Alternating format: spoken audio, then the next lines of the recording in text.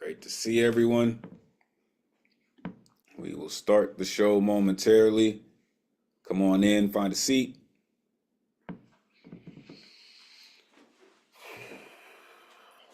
Hope all of your weeks are going good thus far.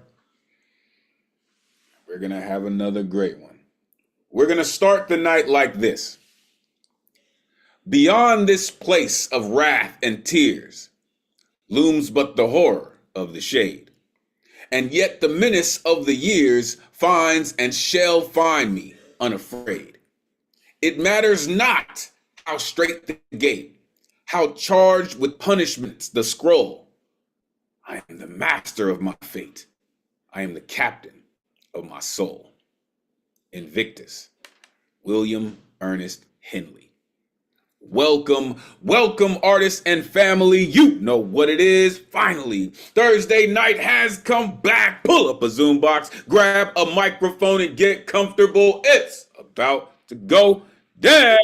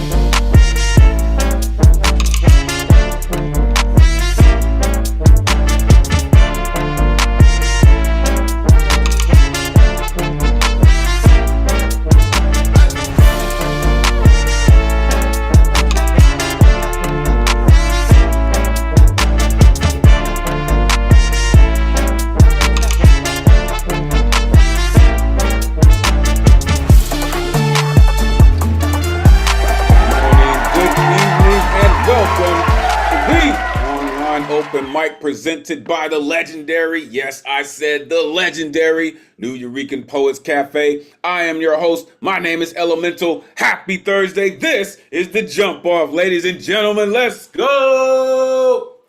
You know how we do. We've been doing this and doing this and doing this well. Welcome to episode 72.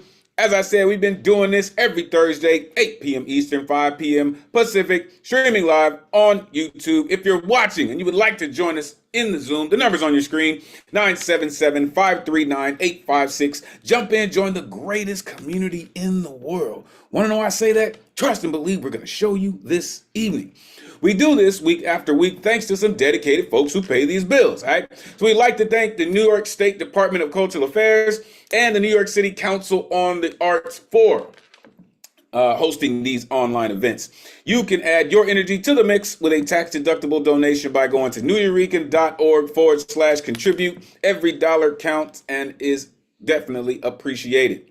Make sure you are plugging in with the dopest tech in the Zoomverse, the one and only Ron Mark Thompson, aka RMT. If you're not down with RMT by now, damn it, you should be. All the way up in the BX. It's my dude, man. This is where you can find me, Elemen2al.com. Take out the T, put in the number 2, Elemen2al.com. So many things going on. Make sure you plug in. Tonight's theme, integrity, standing on business. Whew, right? The youngsters call it SOB, right? When you're standing on business, y'all know what that means, right? Integrity is one of those things. It's doing the right thing when no one's watching, right? If your artwork is not on theme this evening, that is still totally cool. We are still looking forward to all the genius that you will be sharing with us tonight. Next week's theme, graveyard shift, night vision. Right. Right. So many things that happen under the moon. If you don't have night vision, it's rough out there for some folks, right? Even animals don't have the greatest of night vision. So, gonna be interesting. That's what we're gonna be looking at next week. Here is a list of the upcoming themes. Listen, I told you we got 5 weeks in May, so we're gonna get it in. All right.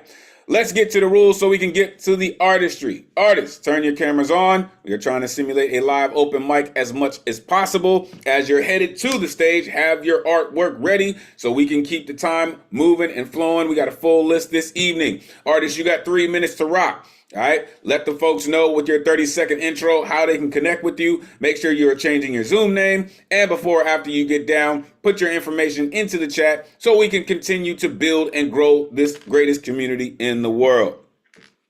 We have reached a time of night where sensitive ears should be gone by now because these artists around these parts are explicit lyricists. All right, but founders of our cafe were major proponents on the freedom of speech, and we will make sure it maintains in the vein of everything we do. Therefore, there is no censorship. Other than any hate speech or any ism that people may use to manipulate, which will not, I said not, be tolerated. Fuck around and get cute and get the boot, man. All the way from the BX. Don't mess around in here, all right? This is a living, breathing trigger warning that we do, all right? Thou hast been warned. This is a call and response space. After these artists get up here and they share a piece of who they are, you will see this pop up on your screen. This is when you get a chance to share all of that energy with the room. Don't worry about the noise, y'all. It's the rowdiest night of the week anyway, and we're going to make sure it stays that way. So share all of that energy. It will be returned to you in the performance of all these incredible artists this evening. The guaranteed list tonight is closed. All right, to sign up, you go to neweurekan.org on a Wednesday at 8 p.m. Right, you click on a Thursday that you want to get down, and you need an artist RSVP ticket. It's the only way that you get on the guaranteed list. All right. Also, make sure you're checking in on Thursday, right? Because sometimes the tickets aren't always sold out on Wednesday night. So plug in on Thursday to see if there are still tickets available. If you're in the tri-state area, make sure you are plugging in with the New Eurekan Bowery Slam. Shout out Luna Rosa. Shout out J Rose. It's an amazing space. Only sharks in that water. For real. For real. Also, at the Lower East Side Center, shout out Soul Preem. Another great space. All right, go and share all of your incredible work in that space. Also, the Know Thyself meditative space. Shout out Charlie Vasquez. It is so many things going on, folks. Tonight's list, all of these incredible artists came to get down. They are not hesitating, so we won't either. There's all my rowdy friends here on Thursday night. What's good, good people? It's great to see you. Baba's in the building. Daughter of Krypton's here. Elizabeth Horn is here. Kayvon is back in the building. Lantern. Mr. Alan Gary is here. I see Joski C. It's happening. Always great to see everybody. Vincent Price is in the building. So, as I am posting the list in the chat, we are going to get it started, folks. I hope all of y'all are just as excited as I am. I look forward to this every week. So, let's get to it. Coming up first, this incredible artist has been rocking for years. She continues to make space and room for so many other artists in so many different aspects, so many different spaces. She's just all kinds of incredible. Author of Some Days Here, From Pebble to Ripple. The one and only Finn Bell is in the building, who I like to call the daughter of Krypton. Let all these folks know where they can find you. It is always great to see you. Been a while, but always great to see you. Please, take it away. It's always good to see you too, Elemental. Good evening, folks. It's good to be here once again. I was trying to write a new piece to the theme and didn't quite get there. Still working on that. And then I got bored and I wanted to do something in the interim. So what I did was I centoed 3 or 4 of my poems. Um, and I liked that so much. I enjoyed it. I centered it twice, so you're going to hear both versions. So this is called A Patchwork Supplication to the Goddess of Chaos, Rage, and Love. My source poems are First Breath, I Am, Mintaka, and Neath the Tree of Good and Evil. Integrity is my complexity as a woman, freeing and validating the messiness of my big emotions, invoking the goddess within me, and therefore my power, agency, and autonomy.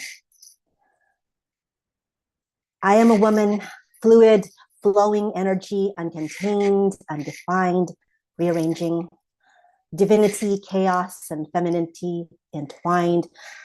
I don't want to be this woman. The labels, the do's and don'ts bog me down, but I revel in what makes me up. A goddess's wrath, a serpent's hiss. I remember us wildflowers in the desert, rooted in oasis, burgeoning life, comprehension, dawning, witnessing the halted tumbleweeds, you nexus birthed soul, I rainfall, you my patience, coax poppies forth from the cracks of you, desiccated earth. My voice speaks up for the serpent crushed beneath, polysyllabic in a first mother's tongue, a concept of God and immortal in his image, sizzle pork belly and innards dominion, conceive the rending of sacred flesh from bone.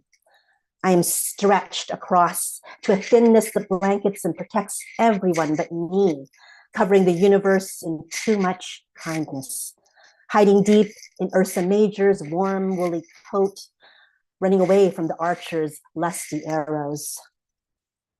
Fuck Orion, stalking the Pleiadian stars across the heavens. Fuck Perseus, return our sister's sacred serpent head to its temple home. In this pastoral, a room appears. History is the word carved in stone by lightning striking once. A voice is a serpent, is a tree, is its fruit, is a woman. Path through paradise diverted, under an upturned shot glass heaven silenced. I birthed the practice of copying down my misshapen excuses, tracing the maddening shape of your lips. To round out its vowels, to soften their frantic release, you consciously dimmed your flame, this flame inside your hurricane lantern chest, guiding it, guarding it, keeping me from deciphering it, while your essence, your combustible, you hiss between our untended gaps. Second version. I'm a woman, fluid, flowing energy, uncontained, undefined, rearranging, but the labels, the do's and don'ts bog me down, intricately folded, neat accordion edges inside. Another box fits around it, boa constrictor, snug. I don't want to be this woman, limited, kept hidden, voiceless, yet I revel in what makes me up, divinity, chaos, and femininity. Entwined, a goddess's wrath, a serpent's kiss. In the pastoral, a room appears where history is the word carved in stone by lightning striking once, but I'm tracing the maddening shape your lips took to round out its vowels, to soften their frantic release, while your essence, your combustible, you hiss between our untended gaps. I remember us, wildflowers in the desert, rooted in the oasis, burgeoning life. But the ground is the sky, and soaring is a motion reversed, achieved upside down, where you singed my bare skin. Rapturous, holy fire, where my voice speaks up for the serpent crushed beneath. You bore not a solitary care as your violet rays ripped the sky bare to embrace you, to rescue you in your nightly downfall. Yet I am stretched across the universe. I'm stretched across the universe, across a thinness that blankets and protects everyone but me, covering the universe in too much kindness, hiding deep in Ursa Major's warm woolly coat. Fuck Orion, stalking the Pleiadian stars across the heavens. Fuck Perseus, return our sister's sacred serpent head to its temple home. For I and the molecules of rearranging come undone, uncontained. A voice is a serpent, is a tree, is its fruit, is a woman. Path through paradise diverted, under an upturned shot glass. Heaven has been silenced. Thank you. Damn. Well, listen, I think heaven definitely knows when you're speaking, and they all just say, hey, hold on. Finn Bell speaking. Unmute yourself. Give it up for Finn Bell. Yeah. Thanks so much. I know. Thanks so much. Bell, that's Woo! beautiful. I loved your Simply energy and exquisite. power. I love everything you do, and your consistency and your beauty rage, I'm gonna call it. I like that. Just hits me every time. I'm gonna mute because I got kids on the trampoline. Thanks so much. Listen, amazing. Great way to start the evening.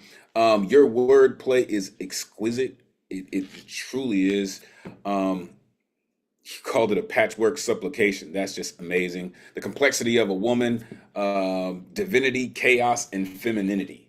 Like, if that's not the title of something that you do, you're gonna hear me continue to say that. The polysyllabic that you mentioned, covering the universe in too much kindness. History is the word and stone by lightning striking once. Gosh.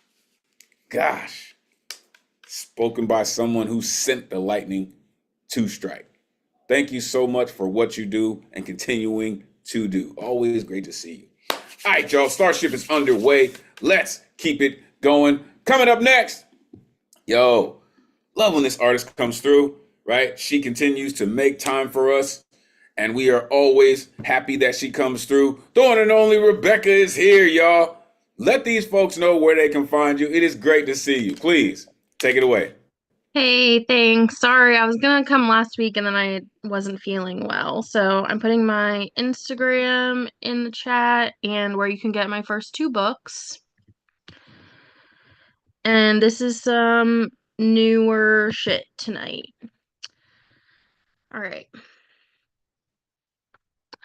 They beat my skin until my bruises bloom, and some think this is abuse. But I asked for it. I begged for it. On my knees, begging please. They stare into my soul, eyes connected, clit erected. I melt away with every hit stinging my skin. They smack my face with disgrace when I fumble to find words to express how I'm feeling. How am I feeling? Aroused, arms tied behind my back, neck bent, whispering in my ear, who is a good girl? Feeling loved and cared for as they pull my hair, put their finger under my chin. This is where it began. Feeling exposed in mind and body like I have no privacy. But I don't need any, don't want any. I want them to see all of me. Clothespins on my skin and my mind spins. The pain is pleasure, dessert before dinner. They wrestle me to the floor and hit me more. I'm feeling serenity, the pressure of them on top of me. I want to be bitten, tasted like a forbidden apple held so delicately in their hands. I want to kiss them, but hold back, fearing it will ruin everything. Besides, they are in control, and I am Play-Doh in their hands to mold and shape and create, become their masterpiece of submission. With no question in my mind, they are divine. I kiss their feet to say thank you for the scene, our time together spent, forever remembered, internally engraved in the back of my mind. This time was sublime. Poem. Yo, like that was delicious and dangerous at the same time. Unmute yourself. Give it up for Rebecca. Woo! Love Thanks your for energy that and passion. line. Thank you. Thanks for that line. I want to be bitten. I'm definitely going to be saying that to somebody.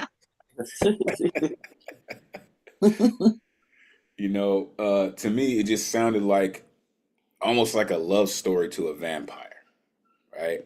And I just love that. Like when I was a kid, that was one of the things that I always wanted to be.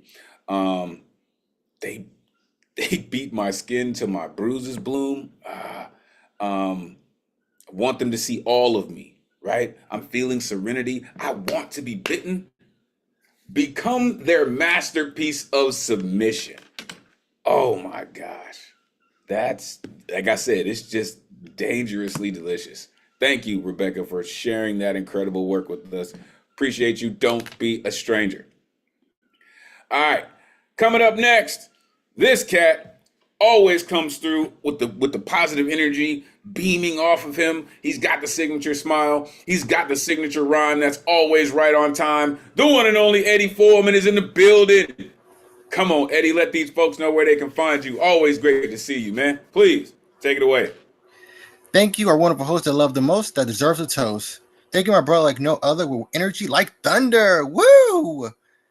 Hello, my name is Ed Tassel, feeling fantastic. Please, it's time to join my rhyme. Five foot sublime.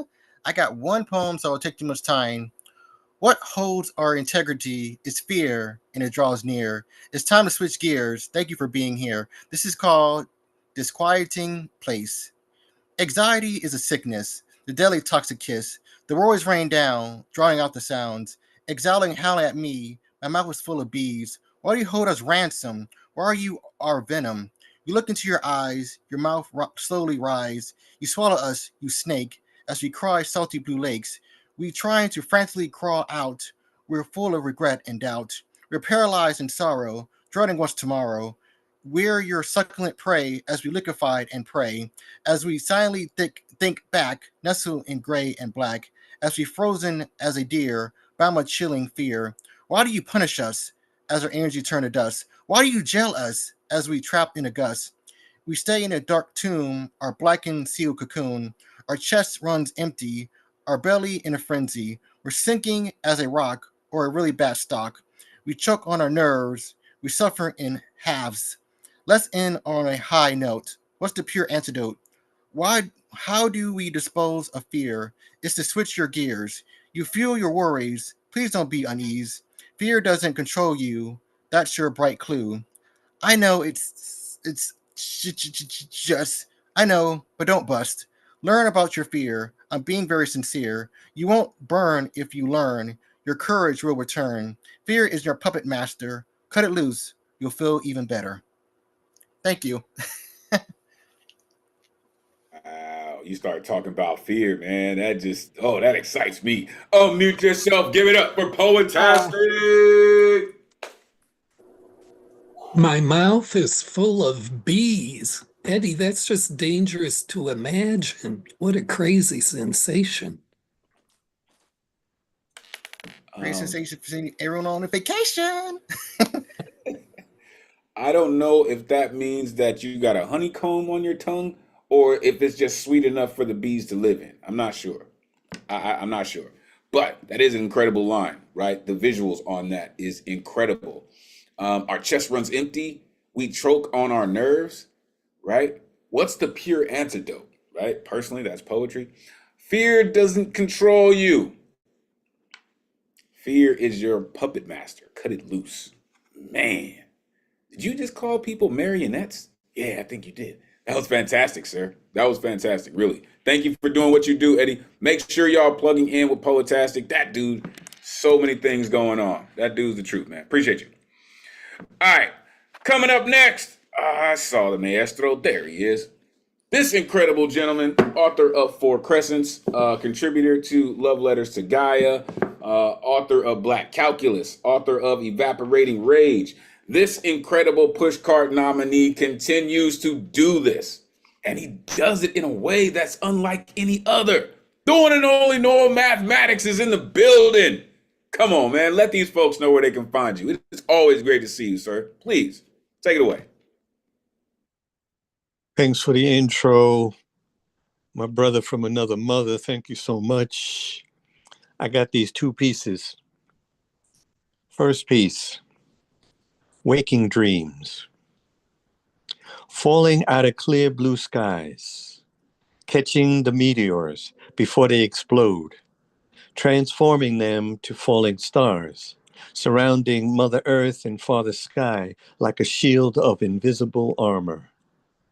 Catching the flaming stardust in the palm of my heart, transforming universal juju to an elegant, eloquent plasma, injectable, transfusible through arteries, como ríos hasta los charcos de Borinque.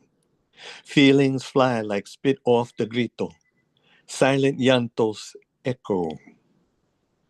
Across the shadows on the horizon, actions like primal instincts. Living an unworded field manual for the apprentice watching how it's done. Needs fulfilled without request. Superpowers born out of filial piety for your ancestors. Vulnerable to the flows of life, yielding control over outcomes. Faith in what Father knows best, before and after we're gone, vacating the premises for the joy and the miseries that follow in the wake of a supreme love. Next piece. Prodigal Rivers. Epigraph. Return to the beach, life begins again. Mathematics. At the edge of the beach, a meeting place between heaven and earth, the beginning of place, the end of null space. Where life ends, another life begins. Underwater, a universe without stars, a sea of possibilities opens to the same dark. Light banished like the prodigal son, exiles themselves into the desert, 40 years, wandering in wonder, up and down spiral staircases, hoping to find light at the bottom. Only a hazy mirage there. Imagine the oasis, a make-believe place. Reminds me of the ocean that was my mother, my first home. A womb without a roof, a sky-filled attic, a basement with no floor. A nest of fire singes my hair, burns beneath my skin. Ashes fall away from bones left hanging in the closet. A gust of wind carries the phoenix on its maiden flight out of the desert. A trajectory that leads me back, like 1,000 prodigal rivers, to the ocean that launched me. Peace. I don't know how you control all of that chaos, but you clearly have mastered it. Unmute yourself. Give it up for the maestro. Woo! I got such a sense of comfort from that first poem, Norm. Yeah, your delivery is really unmatched, sir. You have this really calm chaos, like you got a hurricane resting in your throat. It's just amazing how you do this, right? Like falling out of clear blue skies, catching the flaming stardust in the palm of my heart. Like if that's not a mathematics line, um, in the wake of a supreme love. In the second piece, like I love the imagery that you create here. Wandering in wonder, hoping to find light at the bottom, a womb without a roof, a basement with no floor. Like, you're incredible, sir. We thank you for continuing to hang out with us and doing what you do. Truly appreciate you. All right, coming up next. Listen, we've been rocking and rocking and rocking for a while, but we still find ways to get new artists and new voices. So please unmute yourself. I don't want to butcher your name, but welcome to the greatest community in the world. Without giving us an address, tell us where in the world that you are plugging in from this evening. I'm actually next to your physical place that is getting, I guess, renovated. I'm visiting from Rome, guys, and I understood. This funny misunderstanding. I thought this was like an in person and streamed on Zoom, but it's actually all on Zoom. But it's funny. So I'm on Avenue B, actually, of New York.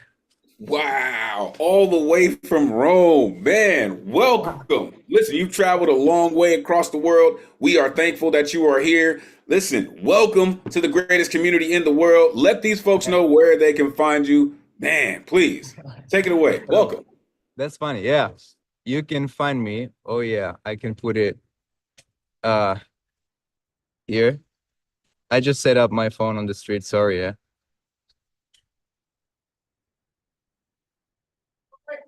You guys were great though. That's it.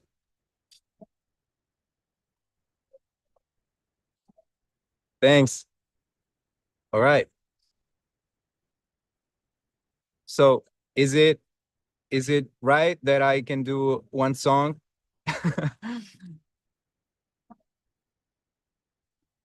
Absolutely. Please do. I see you got your instrument too on the streets of New York. Man, you fit right Yeah, in. man. Let's go. Sorry.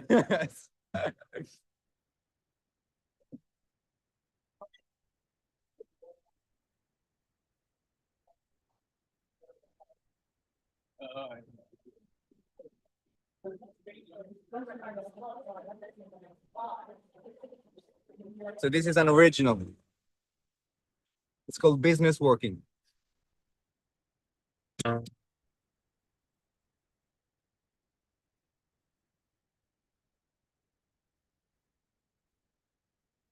Relax the minutes, business working. Shades on, the show is rolling.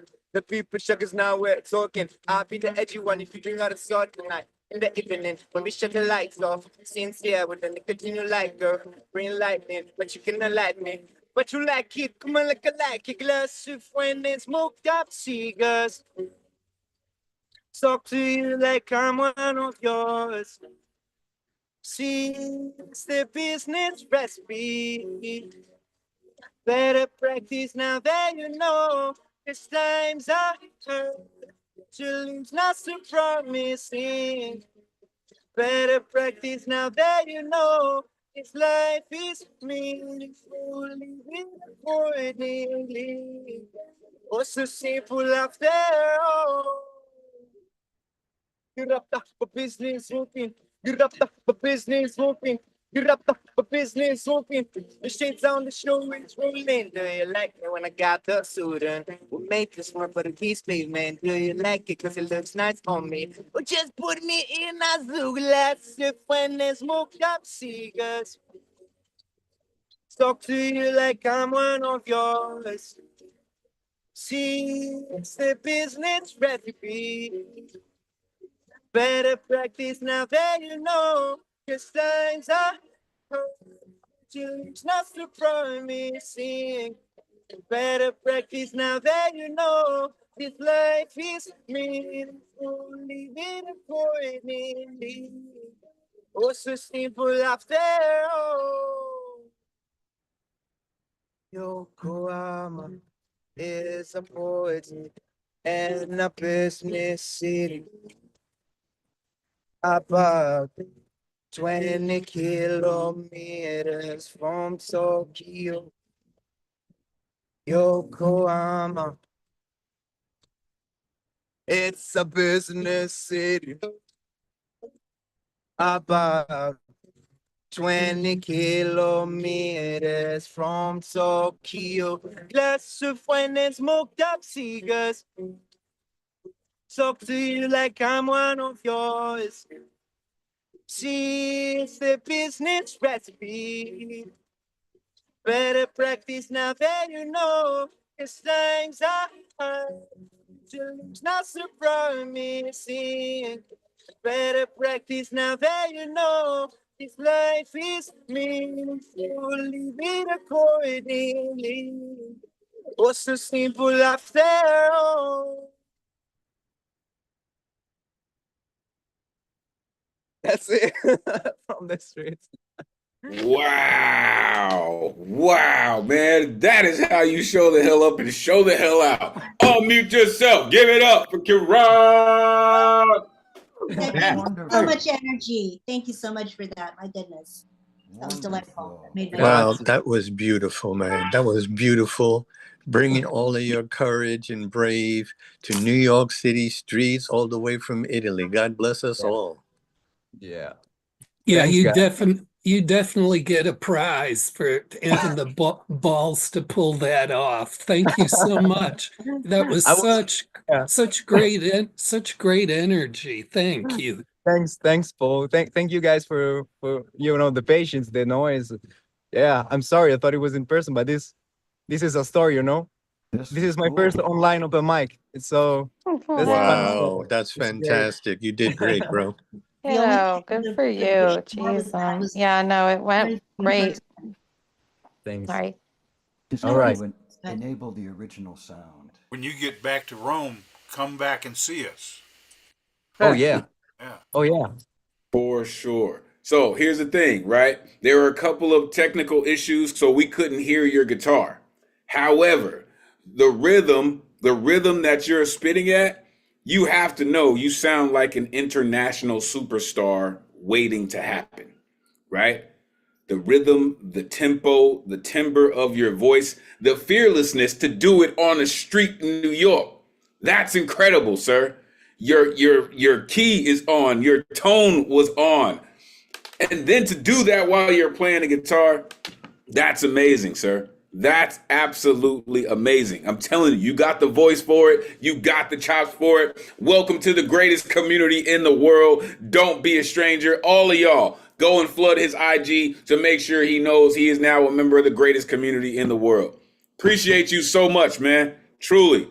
Don't be a stranger. Great job. Great job. Appreciate that, man. Wow.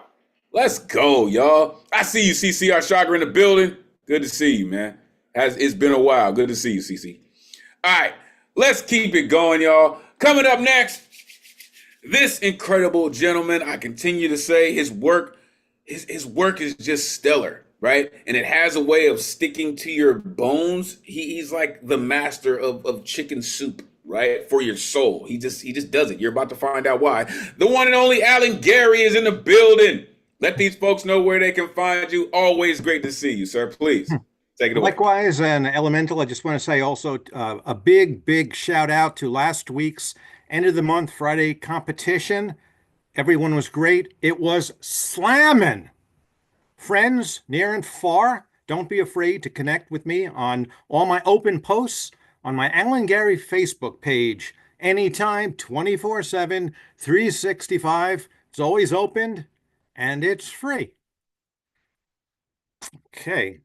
Well, tonight's theme is integrity. This is my lesson in what integrity means to me, and most importantly, how I developed it. I share my story in this. My piece is called Painter. Greatness comes in many forms, most important being on how we positively impact the lives of others. And each of us has gifts to share as well as challenges to overcome. There was a time I stood on the precipice of conquering a great new challenge. What I learned is not what I expected. Here is my story. My first job in broadcast radio came when I was very young, on my own for the first time as well, having taken a break from college to work on an on-air radio announcer job on a small radio station in the Catskills. I was at times excited, other times bored. Not knowing anyone in town or having enough money yet to buy a car, I felt isolated. Local transportation stunk, so I walked everywhere. Great exercise for my heart, but truth be told, my heart has always been a lonely hunter. At night, I would play songs for others, seekers of company, and I was their light on the dial. They were my companions of the air. During the day, I would walk and continue to walk. What destination I sought eluded me, but my soul knew I had to climb, and I often did as I journeyed steep roads through the heart of the country. One day I came upon it, or it appeared before me. Either way, it was here. A sign on the door of a mid-sized hotel called to me. It beckoned. Help wanted, painter. I entered the large, quiet, semi-antiquated building, and I walked through the halls fantasizing about its halcyon days, honeymooning couples beginning their lives together, performers who graced the ballroom as I passed through, and kids running to and fro causing mild mayhem. Now, renovations were at hand, launching, perhaps, the dreams and lives of new occupants who in time would come to grace this renewed Shangri-La in the woods.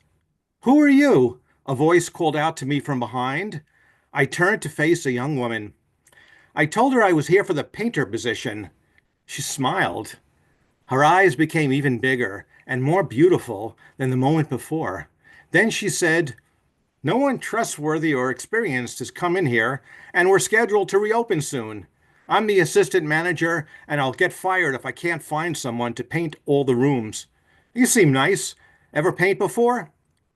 While her eyes still danced and drew me in, I knew I had to give the right answer, or I not only would not see her again, but the job would not be mine. And I really needed the money, moonlighting job, or daylighting as the case may be, for extra money to buy a car. I told her I had painted and added when asked that I had the equipment. I figured my response was somewhat valid because as a child I did some finger painting. I could back the second part up because there was a hardware store in town which sold supplies. She told me what they were paying, and I agreed it was a very fair price. We parted. Next morning, I arrived bright and early. In tow, I had a paint roller and wore flip-flops so as to not get paint on my shoes. They supplied the paint. Easy peasy, I thought. Then I met her boss, the general manager. The girl with the beautiful eyes was by his side. He was stern. His eyes were dark. She said her boss would pay extra if the job was finished ahead of schedule. Without breaking eye contact with me, he said, let's see if you finish the day." I had dozens of rooms to finish in a short period of time. I had never as so much as painted anything more than a sheet of paper before. How many coats to cover the walls should I use, I thought. How the heck do I even paint? Why couldn't somebody have invented the internet just a little bit sooner? At least I would have had an online how to paint site to follow along with. As the iconic Tootie from Facts of Life might say, I am in trouble. I made the biggest mess that day. I even left early, or full disclosure, snuck away, leaving behind my cheap paint roller. I was never to see the bright-eyed girl again. I hope she was not fired. Nor did I receive a half day's pay from the stern-looking general manager. I probably owed him money for the work that was needed to repair the mess I made. Eventually, I took out a bank loan for my first car. I later learned I became some kind of a legend in the Catskills for being the guy who single-handedly, in half a day, made a hotel room look worse than as if a hard-partying heavy metal rock band spent the night there. Well, one day down the road in time, I redeemed myself by volunteering with a nonprofit to help paint one of the units of their organization. I told my story to the unit leader. He had confidence in me that with a little guidance, I could do the job. We worked together. The result was beautiful. My greatest gift may not be in painting, but I have learned through life's interactions that when someone believes in me, it goes a long way toward me believing in myself. So when you have the chance, pay your blessings forward. Encourage a fledgling painter. You never know. They could be a Vincent van Gogh. Thank you, Nuyorican Poets Cafe. Yo, see, this is how you paint life with beautiful colors that turn out poetry. Gosh, unmute yourself. Give it up for Alan. Gary. Thanks. That was a great lesson about what the encouragement of somebody else can do for your own sense of self-esteem. Yeah. Can you pop your info in the chat there for you to follow you and stuff? Alan? Yeah. And the guy from Rome too. It's been a hot minute, so hi everyone. Oh yeah, definitely, CC. You need to connect with that cat. Definitely. Both of these cats. Yeah. We'll get to this guy, right? That's why he's at where he's at on the list, because we need to hear CC Alshagra, and we will. Listen, Alan, that for me just took you to another stratosphere, the way that you brought in this story and the way that you made it. Just you put us in those spaces. You put us on the dial, right? Waiting to hear what your radio show or your radio voice, which probably sounded very similar to how you deliver your poetry, but it's so unique, right? You said, my heart has always been a lonely hunter. What I learned is not what I expected, right? You were their light on the dial. That's beautiful, right? As a child, I did some finger painting. I just love that. When someone believes in me, belief is the key. Thank you so much for that story. Like, such an amazing glimpse into your past and the things that you've done, sir. Amazing work. Thank you for continuing to do it and share it with us. You're kind of incredible, sir. Thank you. All right, coming up next, all the way from Far Rockaway, this incredible artist right here continues to hit the stages, continues to put in work, whether it's virtual or IRL, he puts in work. The one and only Kayvon is here. Let these folks know where they can find you. Great to see you as always, man. Please take it away. Hello, everyone. My name is Kayvon. You can find me on Instagram at Kayvon the Poet. My poem is called Memories. When all is said and done, what will you be remembered for? Will it be for what you love or what you abhor? Let's do our best to have good times with one another. All we have is a compilation of memories from when we last saw each other. Every moment does not have to be perfect, but always make the experience worth it. When it's time for your story to be told, the mystery of your life will unfold. Be free like an uncaged bird. Let every picture tell a great tale that's worth more than 1,000 words. Let every highlight in your life shine bright with all of its might. We only have one life to live. Let's all have meaningful stories to give. One thing that's definite about life is our actions are finite, but our impact can be beyond measure. Living a life that fulfills my purpose is what I will always treasure. A life with great anecdotes is worthy to remember. Here is one way to help people heal. Have significant recollections so others won't forget how great you made them feel. In the end, memories are all we've got. Make the next one mean a lot. Thank you. And you see, he just finds a way to just drop that off like, hey, be happy, don't worry. Unmute yourself. Give it up for Kayvon.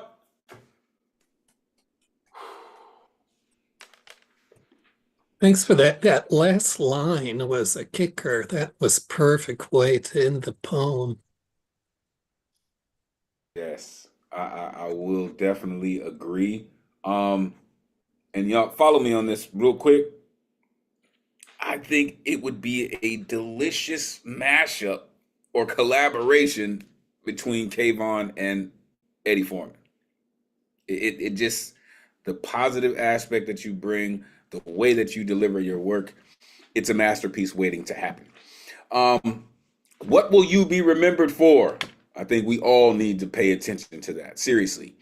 All we have is a compilation of memories, no doubt about it. Let's all have meaningful stories to give. That's just amazing. That's just amazing. Thank you for doing what you do and sharing it with us. You continue to get better. Every time I hear you, you continue to get better. Shout out Kayvon. He's on his way out. Appreciate you for doing what you do all the way from Rome. Looking forward to hearing you again. Appreciate you, Kayvon, for doing what you do, sir. Really taking the time to rock with us. And listen, I've seen you. You all over the city, man, right? In libraries, on stages. Continue to do just that. You're only getting better. Appreciate you. All right, let's keep it going. Coming up next, this incredible writer, author, storyteller, author of Le Petit Requiem, author of The Bald Raven, and many, many more to come, continues to come with some of the most incredible stories you will ever hear. I like to call this cat the Vincent Price of poetry. The one and only Ike Waltz is in the building. And if he starts singing, you won't forget it. Let these folks know where they can find you. Always great to see you, sir. Please take it away.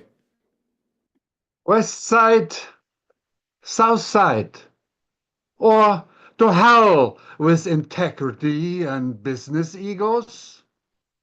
This piece is based on the West Side story taking place in New York and a South Side news report which took place in Chicago. One is romantic, and the other is just horrific.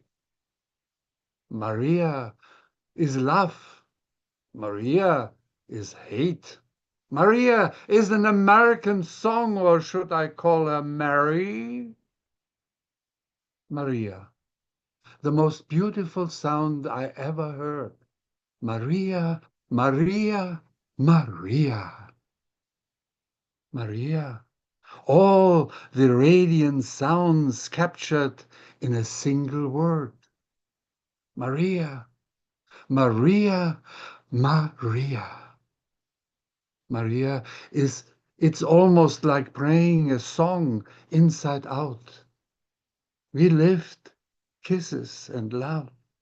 Your name and I had so incredibly much.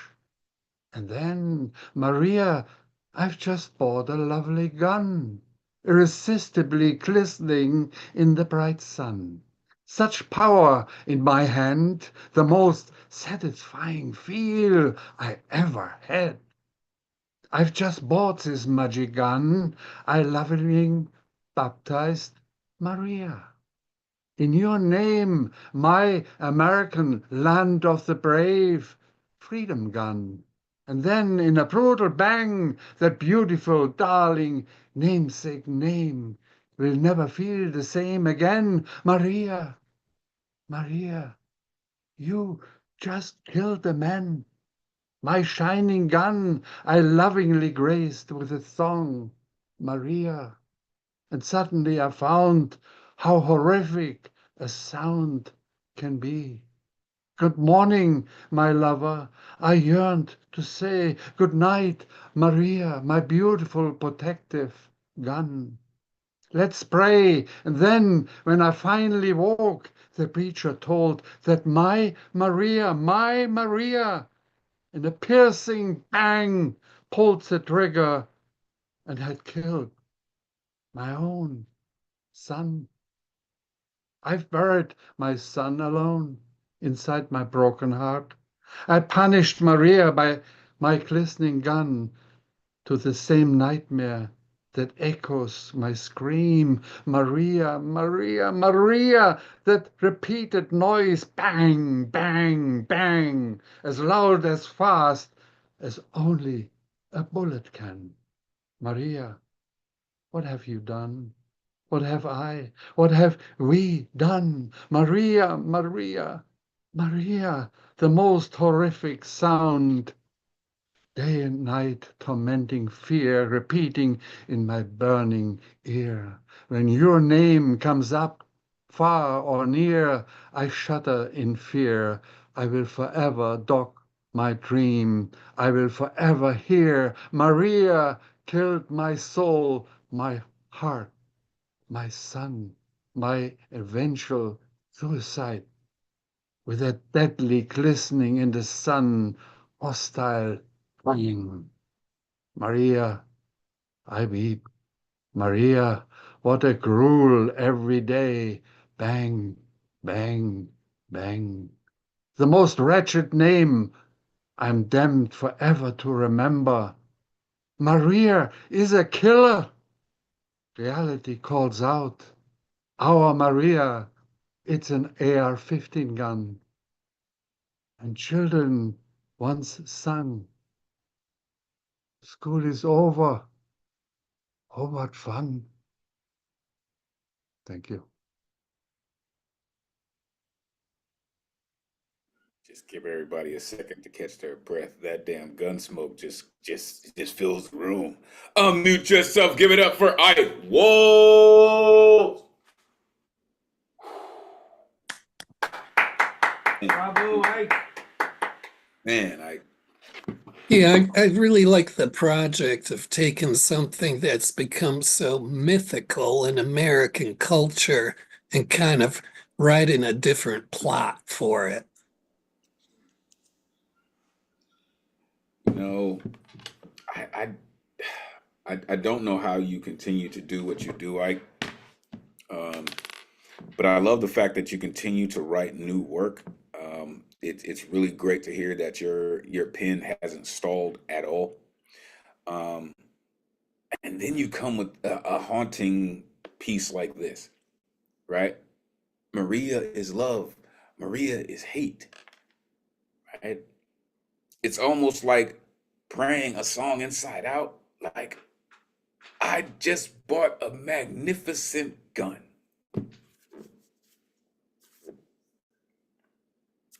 The same nightmare that echoing my screams, like the way only a bullet can. I will forever hear Maria killed my soul. Like that's just haunting, sir. It really is. But it's so Second Amendment. It's so American. Thank you, sir. Thank you for doing what you do. I'm telling y'all, that's what Vincent Price of poetry. For real. He just tells these haunting tales that just happen to be true. Thank you, sir, for doing what you do. All right, coming up next, all the way across the pond, where it's wicked late, the most eloquent writer I know. I like to call this gentleman the Doctor of Love. I wanted to call him Dr. Love, but I'm thinking of calling him the Doctor of Love just because of his relationship with love. It's so beautiful, and you're about to find out why. The one and only Lantern Carrier is in the building. Let these folks know where they can find you. It is always great to see you, brother. Please take it away. Thank you, my brother. Details are in the chat. Truth is in all, but love is all. The play of love dances, even as the Libram pendulum continues to swing, like my fears in the face of corrupt ineptitude and irresponsible actions affecting the balance of world stability. Love is the pinnacle of precision, yet she is not bound by plans, watches the greedy, hoping against hope. They practice humility, mutual respect, and cooperation. Yet integrity suffers, and truth remains a dim-lit candle in the dark. The grim forces of power economics come to light, their invisible shadows delaying the path of righteousness, using dishonest schemes to stifle the dignity of those rightly opposing forceful interventions in the natural affairs. All around me and afar, voices of decency reach out to a cosmos resonating change and the emergence of a new order. Rama, the voice of wisdom, marches to the east, while Hanuman, its royal emissary, streams virtues to soften the actions of other factions.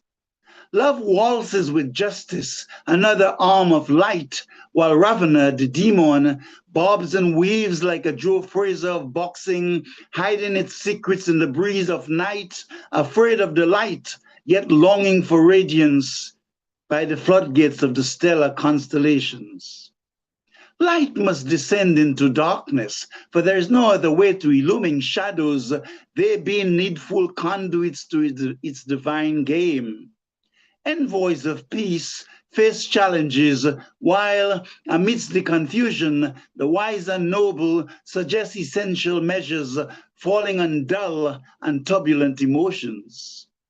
Destiny dances on my forehead, even as I misuse my limited freedom, so-called free will, and I am summoned to the court of love, imploring, peace, peace. My merciful mother forgives me, resorting to slaps like an earthly mom, using a palm called transformation, her favorite choice, to add equipoise and serenity to my pendulums. Corporates do not learn, though, and guile and materialism block the heart's purity, causing cycles to repeat themselves, while mariners flow and ebb like receding tides.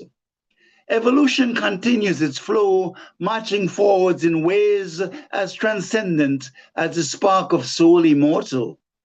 Somewhere in the center, A vast continent with a majestic past and the cradle of ancient monuments, heritage, music, and culture is experiencing a resurgence. It asserts its rights to integrity, sovereignty, and the cessation of exploitation of its resources. What a wonderful play of the light eternal. Oh, Lantern, aren't you marveling at this divine game? It is truly a plenitude of magnificent lanterns, ever glowing, burning the mysterious oil of love and light, so you can arrive safely home. Lantern Carrier, thank you. Man, if anyone is ever lost, your voice would definitely lead them home. My goodness. Unmute yourself. Give it up for Lantern Carrier. Bravo. Bravo, Lantern. Thank you. Yeah, one of the things among that endless list of things you do so well in your writing is you make these really wonderful emotional arcs through the poems, and this one was particularly pronounced. I just plain miss your beautiful soul, man. Sissy, nice to see you, man. Well, there's one way to cure that, CC. Look, folks, how we do this and how we find ourselves here, how we find ourselves delighted by this doctor of love, it still astounds me, right? And again, your connection to love, it's unlike any other, right? You don't write about love, right? It's almost like love writes about you and you just, oh, okay, I'll add to it. Like you and love are in a constant collaboration when you write poems. And it's magnificent, sir, right? A cosmos resonating change, right? Softened actions of warring factions, right? Hiding its secrets in the breeze. Light must descend into darkness. Destiny dances on my forehead. Summoned to the court of love. Oh, Lantern, aren't you marveling at this divine game? Oh, Lantern, aren't you seeing how your divinity just continues to enlighten all of us? Like, you're amazing, sir. Can't thank you enough for doing what you do and continuing to share it with us. Thank you. Truly. Whew. All right, real quick, let me shout out a couple people. I see Jenny was in the building. Garland Thompson is here. Always great to see that cat. Our resident enterprise. And Steve Romanow is in the building. Appreciate y'all. Really appreciate the energy that y'all bring through. Truly appreciate that.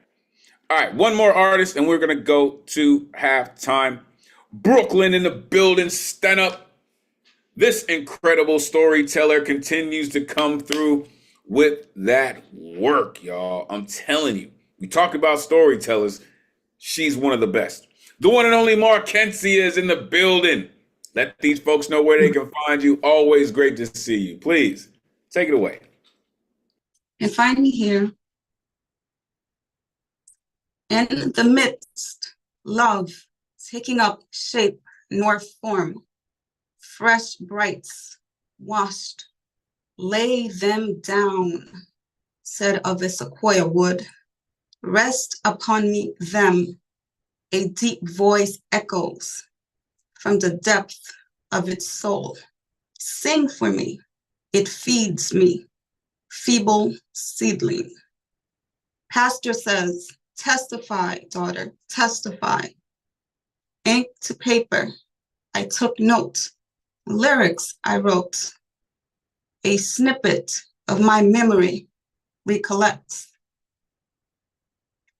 Si ou me content, si ou me content, c'est parce que Jésus sauvé. Si ou me content, si ou me content, c'est parce que Jésus sauvé. I sing for I've salvation. shaking behind the podium. What have I done? A sister, my elder, whispered, you couldn't convince me that you're happy. That song didn't match your energy. Be more lively. Others said, take your time, praise on, to God be the glory. Brother, 6 years my junior, mocked me. No more came of it. Apologizing years later, upon my confessing, didn't mean to offend you. That's how I am with friends. We joke around, no hard feelings. Grandma sings solos. Her hand tremors were not shy. She held the microphone with a tight grip, singing with illiterate lips. Songs memorized from youth. Let musicians play as she wait to sing the next verse. She would sing every Sunday if she could have her way. Her red cashmere beret, crisp white blouse, and long red skirt, a picture on my dresser. She left me with her confidence. You let an old lady outdo you, some say.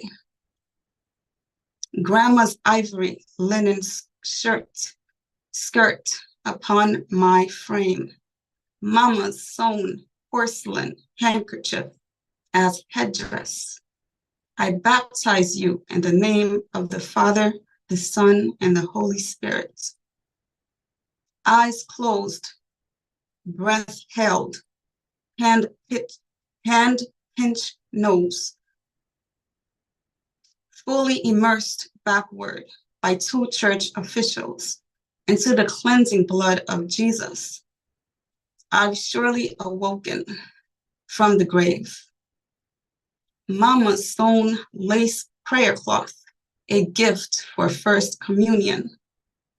Bread and wine, my salvation, his sacrifice.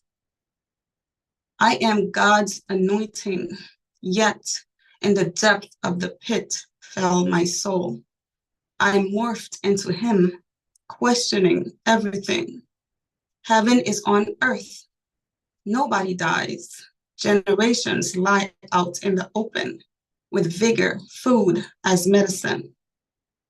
Imagination surpass education.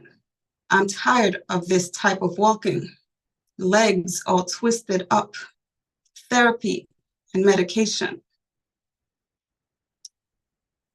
A guest preacher said, toss out the psych meds if you dare believe God can heal you. Can I get an amen? One cannot deny science, as it has been proven to work and is revised and researched. Religion is up for debate, might I say.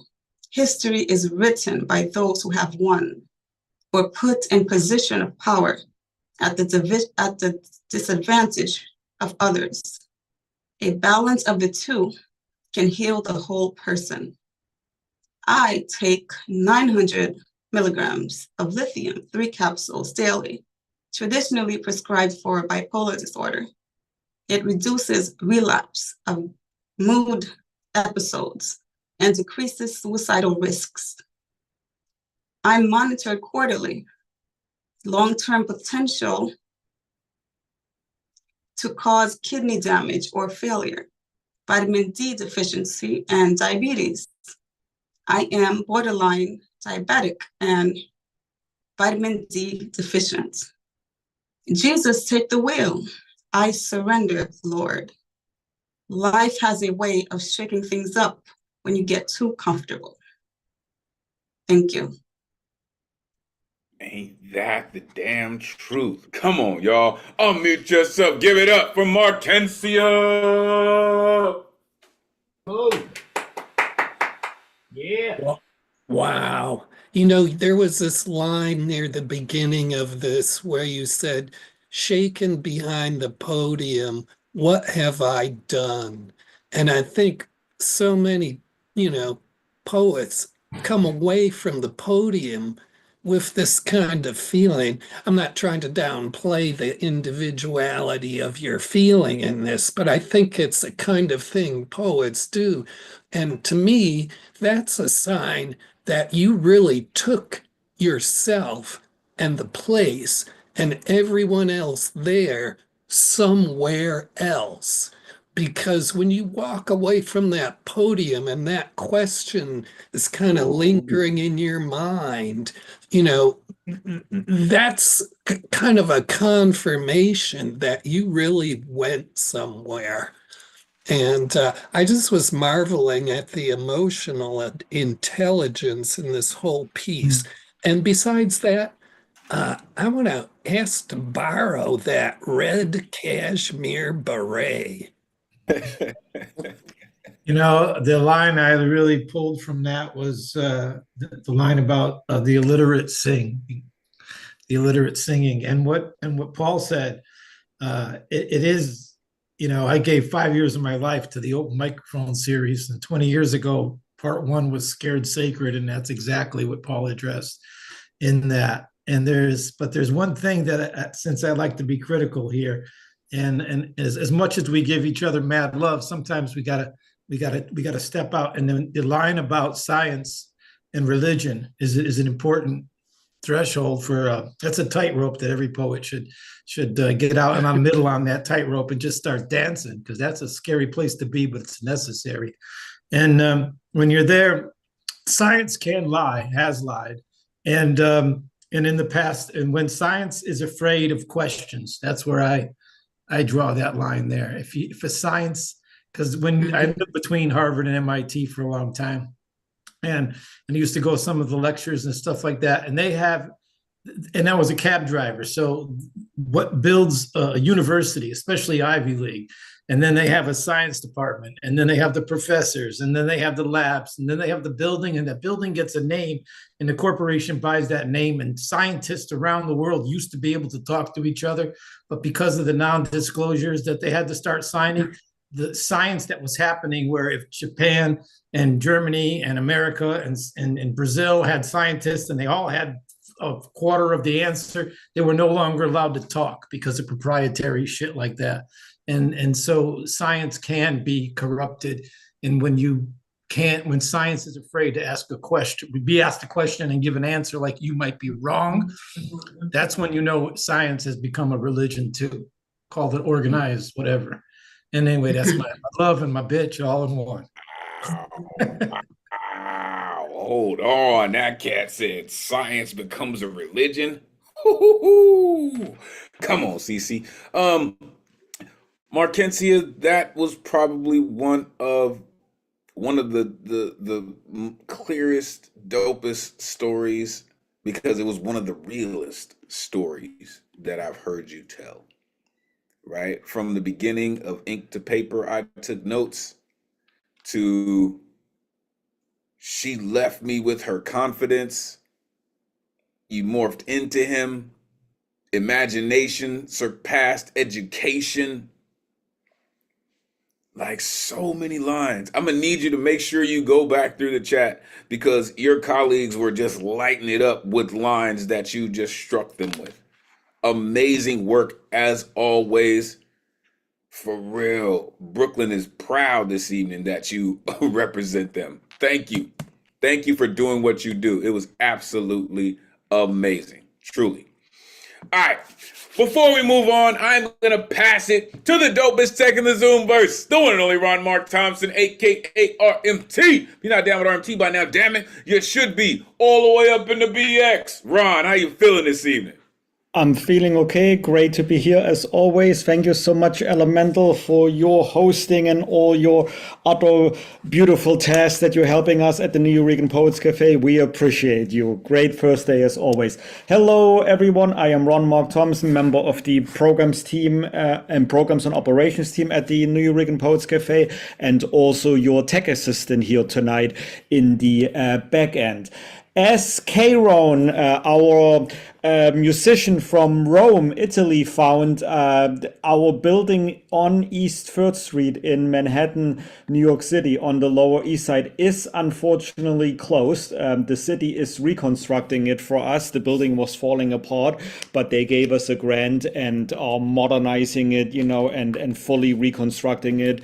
So, but as most of you know, that does not hold us back from continuing our programs, both online as well as at other venues. So as Elemen2al mentioned in the beginning, we continue to host our Nuyorican Bowery Slams at the Bowery Poetry Club every Monday, 6:30 p.m. in person, hosted by Luna Rosa and J Rose. They alternate each week.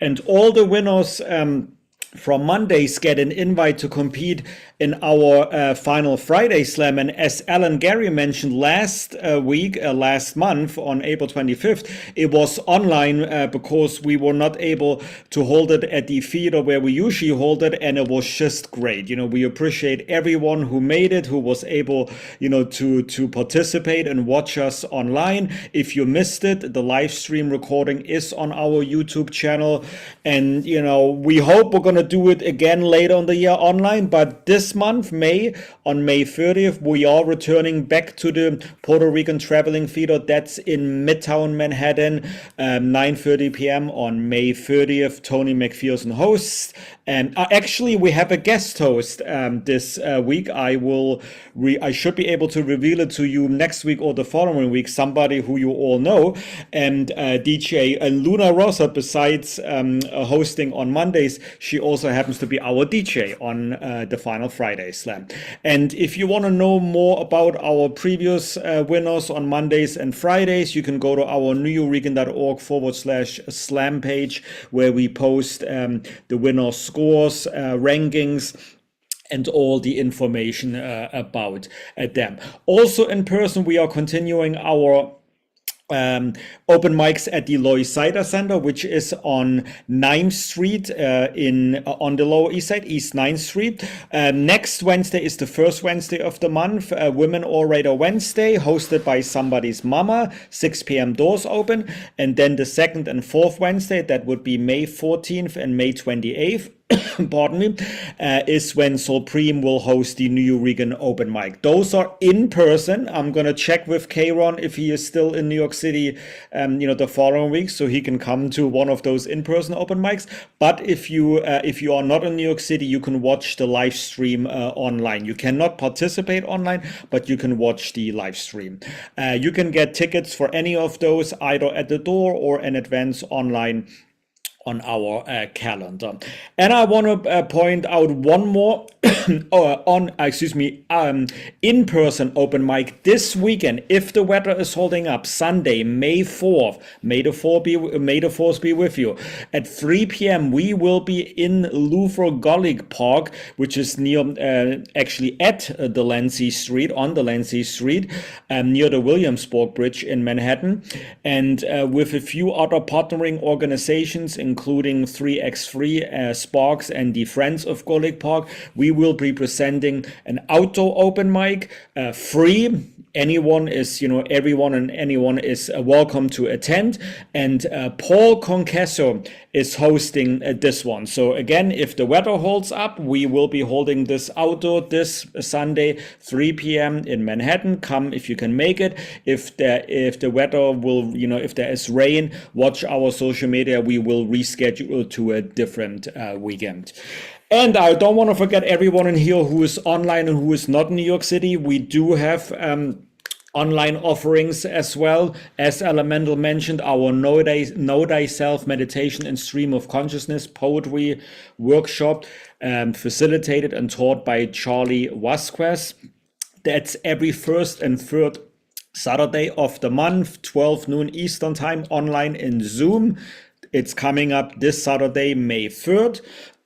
You can get your tickets in advance on our calendar, and also on our calendar you can get tickets for our next Poetry Slam workshop hosted by Tony McPherson, second Tuesday of each month. This one coming up is May 13th That one happens to be free thanks to a grant by poets and writers. And of course, our online open mic here every Thursday, 8 p.m. Eastern Time. You can get your tickets 24 hours prior, artist RSVP. And as Elemental mentioned, sometimes they, get ordered fast, and sometimes it takes a few hours. So check first, in case you didn't get them on Wednesday evening, check Thursday morning to see if you can still order an artist RSVP ticket. If not, and if like today, I think around late morning, all tickets were ordered, you can always ask Elemental and myself here in the Zoom chat to be added to the good luck round, which we will hold right after the guaranteed list. Also, we do have on our YouTube channel all of the Beatniks on the Roads episodes from last year, all the live streams from the Lois Cider Center, all of the previous online open mics live streams. So if you want to rewatch any of your own performances, just go to our YouTube channel. We also post special events like the event we hosted at Battery Park City. We posted a 30-minute recap of that on our YouTube channel. Again, you can see that all online. You don't have to be in New York City for this. Here are all of our links. I will put the link tree in the Zoom chat. You can also see Elemental's information and our executive director, La Brewer. And I want to point out one more thing. As you know, our online open mics continue to be free. We are a non-for-profit organization. Ticket sales cover some of the operation costs, but not all of them. So there are now two ways you can contribute. Either you can go to newregan.org/contribute to donate, or when you order your artist RSVP ticket, you can add a donation to it. It is tax deductible because we are a non-for-profit organization. And we also started our Patreon subscription, $10 per month. There you can see content and recorded videos from those programs we don't post publicly online, such as the Monday Bowery Slam or the Final Friday Slams. Those we are holding in person at the Puerto Rican Traveling Theater. So again, we thank everyone who has donated so far. If you cannot donate, please keep coming. We want you here. We appreciate everyone who can see us. And that actually is a great segue to our next performer, because my program team members and I were a little bit busy this week finalizing a grant proposal for a grant that we're trying to get approved to upgrade some of our technology, and build a digital archive of all of our New Regan artifacts in the cafe. So I did not have a chance to contact her. I know I owe Elizabeth a text because she is planning to come to New York City. So just hang in there, Elizabeth. I will get back to you in the next days. If you can see that I'm asking you to unmute, please unmute yourself. If, however, for any, here you are. And if you want to, here we are, Elizabeth, etc. So please forgive me. I will get back to you in the next days. But for now, I'm glad you're here. Not on the good luck round this time. You actually signed up for an artist RSVP ticket, and I'm the lucky temporary host for this minute to introduce you. So everyone, welcome from up north, Elizabeth Horan. Welcome back. Ron, thank you. That's lovely.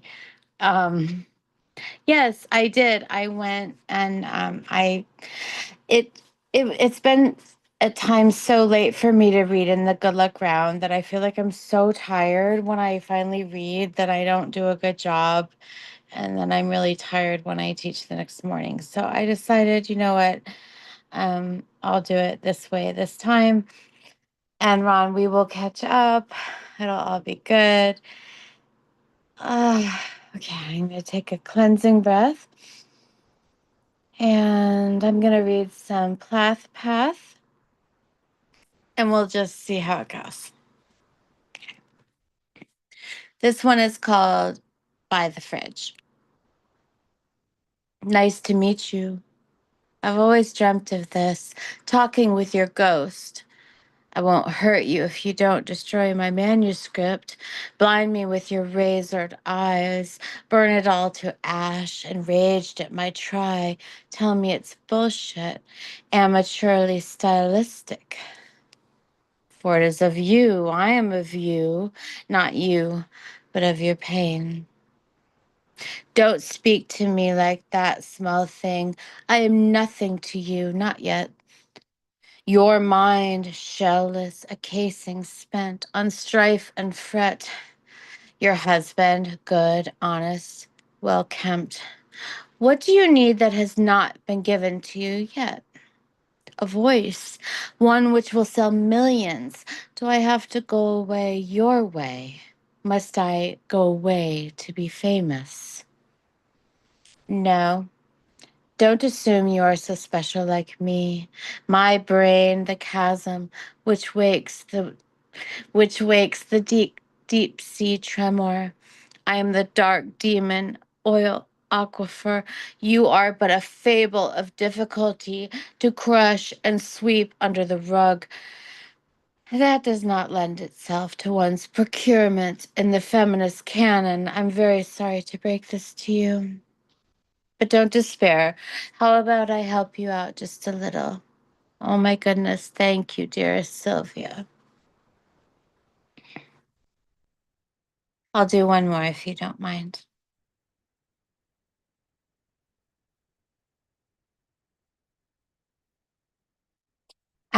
So this is coming a little bit out of context, but it's her voice to me, speaking to me after poems that you've heard before, you know, in my voice. So this is Sylvia kind of chastising me.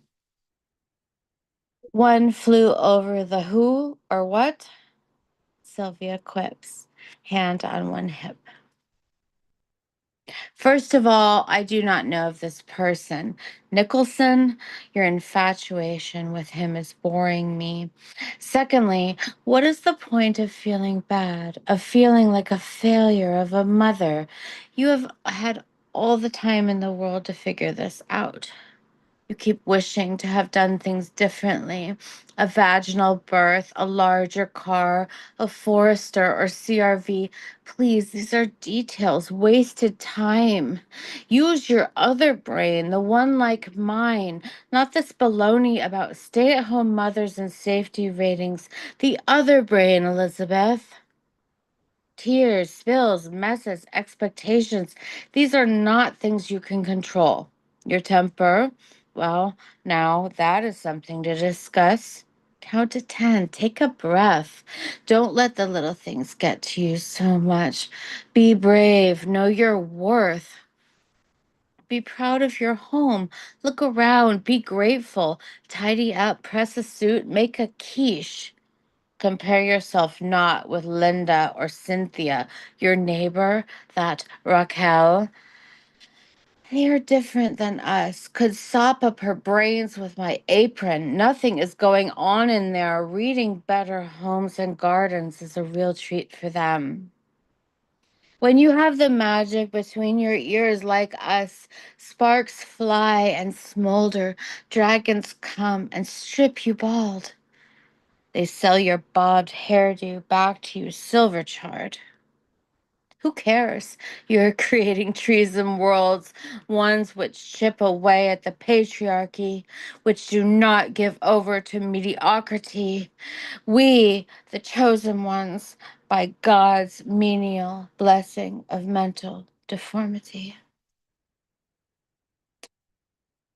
Thank you so much. And thank you, Ron.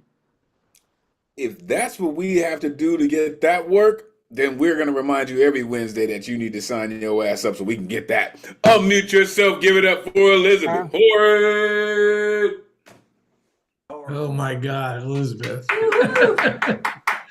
Wow. I remember when she kicked that piece way back, the first one.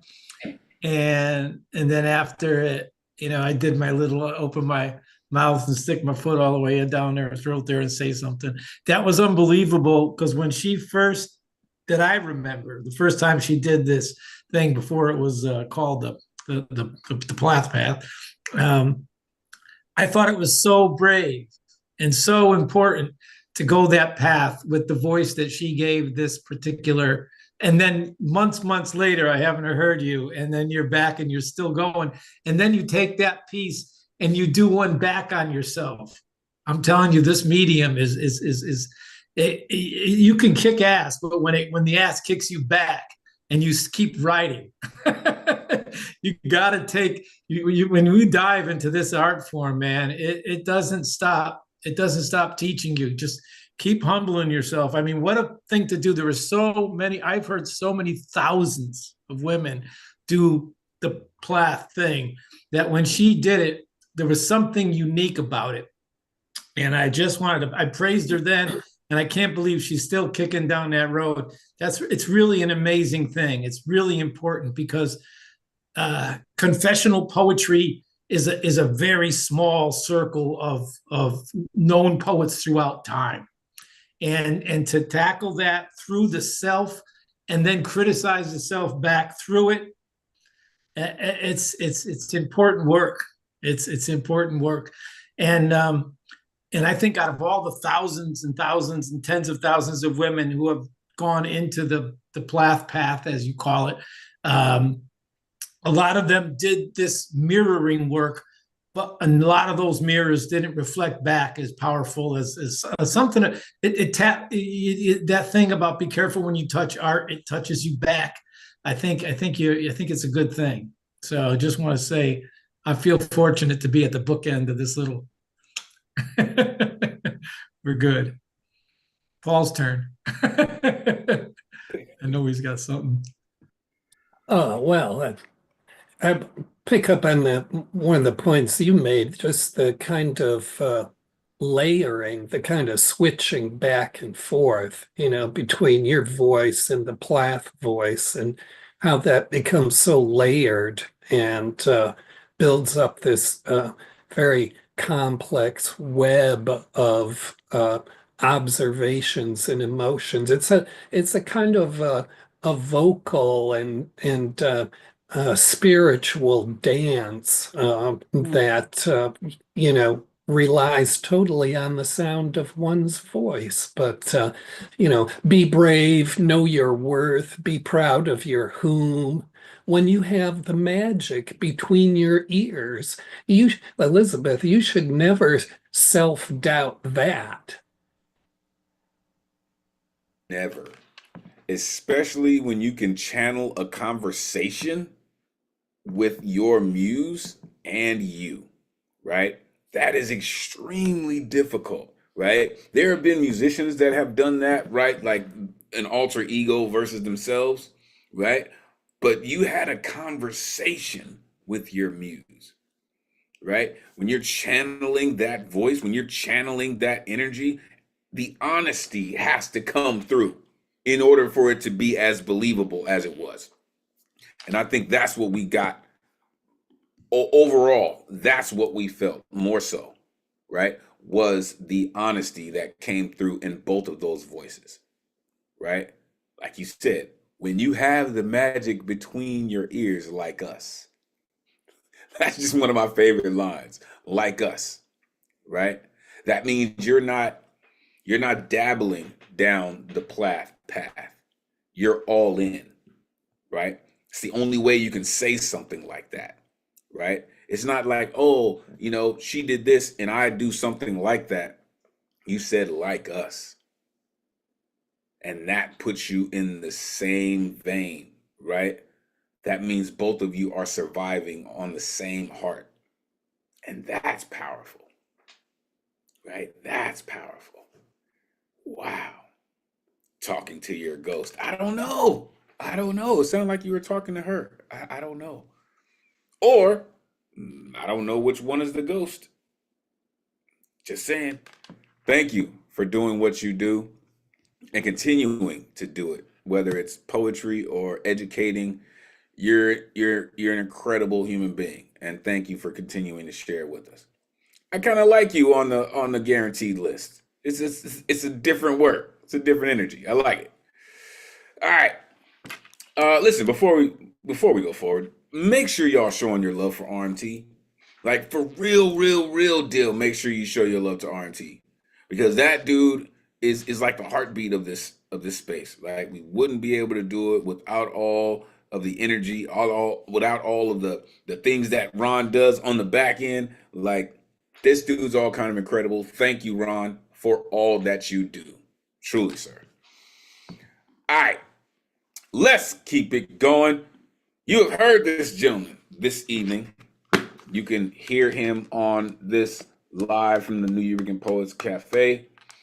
He is the only member that I know that is published in the original Aloud anthology from the New York Poets Cafe. He is our resident Gilgamesh. The one and only Paul Skiff is in the building. Let these folks know where they can find you. It is always great to see you, Jedi Master. Please, take it away. I like what Markinzia says. You can find me here. I'm on IG, also a Skiffgram. I feel totally integrated with the theme tonight because I feel really proud of myself to be here with all these extremist poets. And every one of you sends me into orbit. Thanks for being here again, all of you. Let me get this poem up. I'm not going to do the first half of this poem because then it would be too long. But the poem ends with a reference to the beginning of the poem. So just know that the beginning of the poem is done in a voice that's telling me to believe in my inferiority. So that's how the rest of the poem kind of gets generated and materializes, because I fight from the inside out, not the outside out. My body is a doorway jammed open. My body is just the searing sweetness that comes from all ripe fruit. Light bouncing off water whispers its luminosity through my bones. The life of Second Street is my sanctuary, its abandonment where I harbor my name with the senses that violence and aggression will not seal. Birthing the sun in me is the blind man's horizon, welcomed with rhapsodies orchestrated by the earless. I was not born a living creature, but was yelled out of my mother's throat as a proclamation of freedom. In my blood, I feel the earth tilt like an animal intuits the season to leave. Migration of the universe that gave me my mouth flies beneath my flesh. Spirit's orchestra that now loudens real life of my dreams and visions to celebrate. Sky accepts bitching, then absorbs anger into gratification. Earth swallows the corpse, then sends flesh back as diamonds. Wind gathers the building tops, then splits aluminum into music. Among broken architecture embraced with minor chords, I perform the marriage ceremony entered by objects and disappearance. Resilient vows. My thoughts are mothered by shadows in the junkyard, by fire on the far side of the river. What combusts across the distance? Dark cotton garments wrapped upon irreverence, curative light searing a hole in the nightmare, precautions for how to survive, trust abandoned to suffer, perfect distraction, feeble prey inside the head of man. Death with lips tauten in climax washes burial tools under my blood. The elegy I learned was the gavel cough of the poor in the street.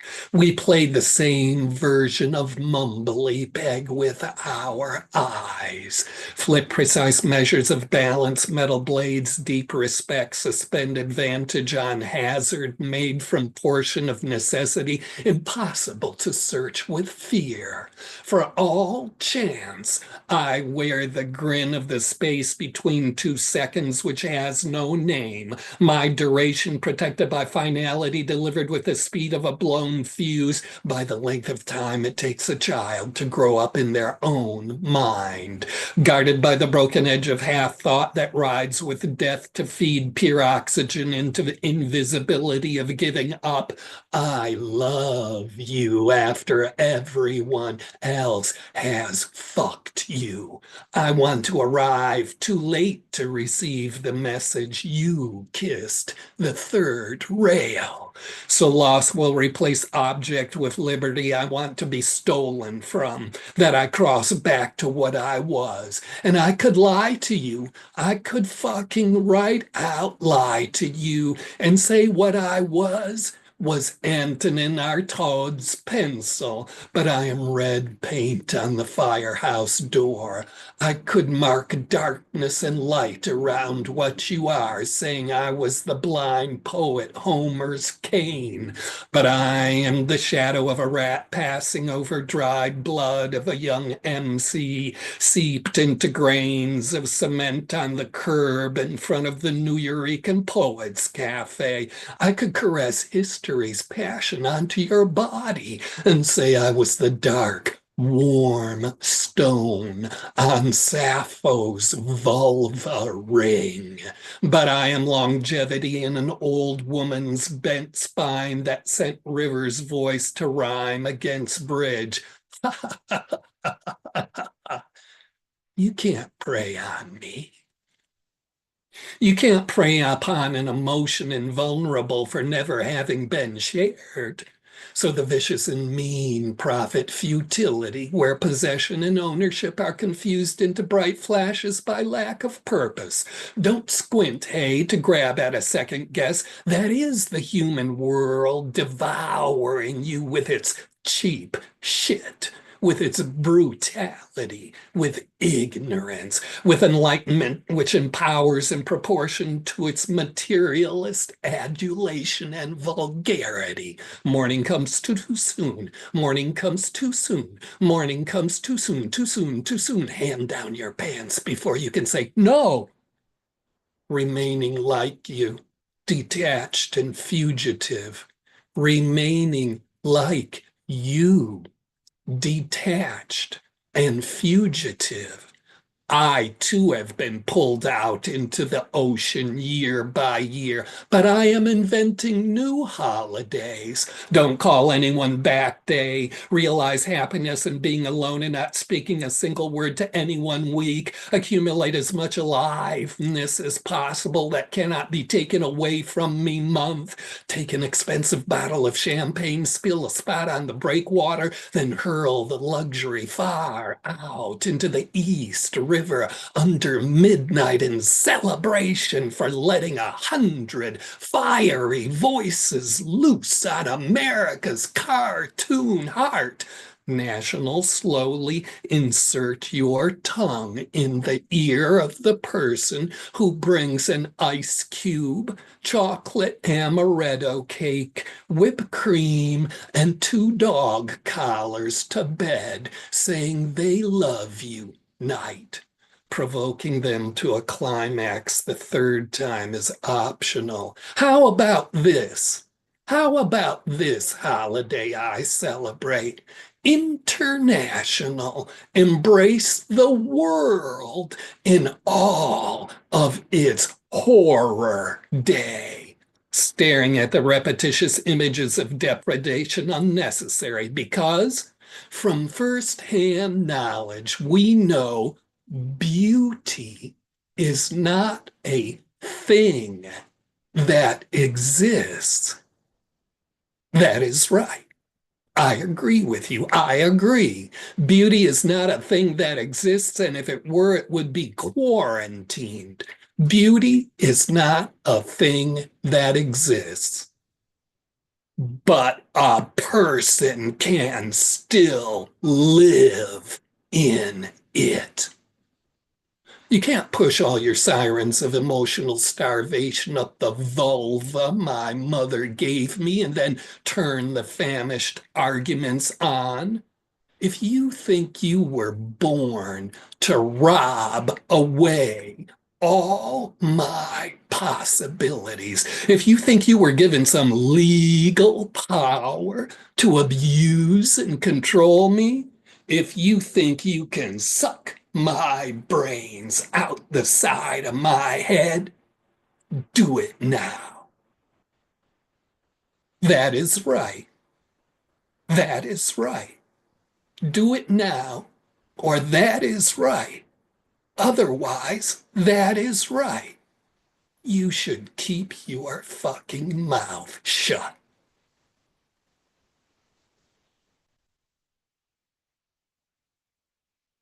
Listen, because the last thing you want is a Jedi Master on your ass. For real. Unmute yourself. Give it up for Paul. Skip. Well, everything seems okay. Then going to bed now. It's like I'm going to. Jesus, Paul. Paul, that What was in the amazing. what in the Paul skiff? That was amazing. That should be said to Trump. I mean, really. You know, Paul's a remarkable being amongst Let's us. go, here. CC. Tell him. That I mean, he that piece of writing breaks ground in so many categories. I mean, that is poetry, that is prose, that is philosophy, that is wisdom. That's better. That kind of stream of consciousness in the background is just like, maybe that's like a little bit of the fuel. But the fact that he has his stuff, talk about uncompromised. I went and looked up what the theme was. I didn't, but integrity. You know, I mean, the amount of work that this man has written without compromising his integrity, and then have that never stop evolving into what you just heard. I mean, imagine being that good at what you do that you still can find another fucking threshold and never give up all that it takes to get there. It's like Paul, you always find another gear, you know. That's we're already right there with you, and you then know, you I mean, just if the like world you wasn't put so down the stupid, clutch and you get this one more gear and you just keep going and keep pushing. And I mean, it's the craft and the delivery. And nobody could use the word vulva like you ever again. Oh my God. This shit was just wide open, beautiful. If I can sort of put the context. There's a little context in there. I stopped using the word cunt in writing after this woman friend who's a writer started doing this series of cartoons for a local micro newspaper, and she was thinking of calling this the cunt strip, but then she settled on vulva instead, and I thought, oh, that's a much better word choice. Oh, it's a great word. Whoever came up with the beautiful word. Yeah, that's not a good Every word. word about the vagina is beautiful. Come on, people. Oh yeah, oh, it is really. It's all music. It's all music. That's a good song. I mean, I'm telling you that, and that delivery, when you laughed and when you said the first line, I thought you were still introducing it, but no, it was already like, no, he just started. On the gas, and bam, that thing was gone. And then when you did that laugh in the middle, and then it had these beautiful pauses, your delivery on that was, I mean, that was theater, film. I mean, you could record that. That's a book. That's a play. That's a one-man play. That's a piece of fucking work. And that's the second half. I'm telling you, Paul, I love you, man. Well, CC, maybe you should like be, you know, trying to produce that shit for him. Okay, yeah. All right, I'm coming to New York, Paul. Okay, meet you in New York. You do like a soundtrack. Paul does the poetry, well, I'm and still I'll just bouncing be around. there like, hey everybody. Well, of course Oh not. no, we'll get you a job. We'll get film lighting. Somebody's got to hold a little light thing or whatever. We'll go around with some B-roll. Yeah, somebody's got to be cute. There you go. Or beautiful, as a poem. You know, got you. She will definitely be singing. Don't let the suitcase fool you. She will definitely be singing. If Elizabeth Horan is in the building with Paul Skiff and CCR Chagra, it will be epic. Trust. So y'all make sure y'all make that happen. Jedi Master, and as Cece just said, right, you only gave us the second half of this poem. But there was so much in this second half of this poem that just makes me salivate for the first half, right? And how it came together before we got to this part, right? How you do what you do, the cadence with which you rip, the tenacity with which you write your verses, it is unlike anyone else, right? You have a download specifically for you that I think only you can translate, and I'm thankful that you can translate it, because to everyone else it just looks like ones and zeros, right? But to you it looks like genius, right? You said light whispers its luminosity through my bones. What? My thoughts are mothered by shadows in the graveyard. I love you after everyone else has fucked you. Beauty is not a thing that exists, right? Oh, suck the brains out of the side of my head. Do it now. Do it now. And I agree with your colleagues. I don't know if there is a word for the female anatomy that doesn't taste like a sparkling sunshine with a dash of starlight. I just don't know. I don't know. But thank you. Thank you for doing just that. You're fucking incredible, man. I don't know how you do what you do, but you're incredible, sir. Thank you. Thank you for sharing it with us and rocking with us for as long as you have. Truly appreciate you. All right, let's keep it going. Coming up next, the only reason I don't have that manuscript in front of me is because I loaned it to someone else to make sure they got enlightened as well. This incredible gentleman came to give you an experience, came to do lots of things, but I guarantee you he did not come here to tap dance. The one and only Baba in Goma is in the building. Let these folks know where they can find you. It is always great to see you, God. Please take it away. What's up, y'all? Yeah, everybody's good. This is how you can get the book, and I'll put in how you can contact me afterwards. But I'm gonna do 2 poems from the book, but I'm gonna put them together. Like I'm gonna play a little ditch, and then I'm gonna do the poem, and then I'm gonna play a little bit more ditch, and I'm gonna do the second poem, and then I'm gonna play a little more ditch. That's the way that works. Yeah. The first poem actually is called "Mom Believed in Jesus," and the second poem is called Poem 13 for Countdown to 65. When I started getting close to 65, I was writing a poem every day, so that was one of the poems. So here we go.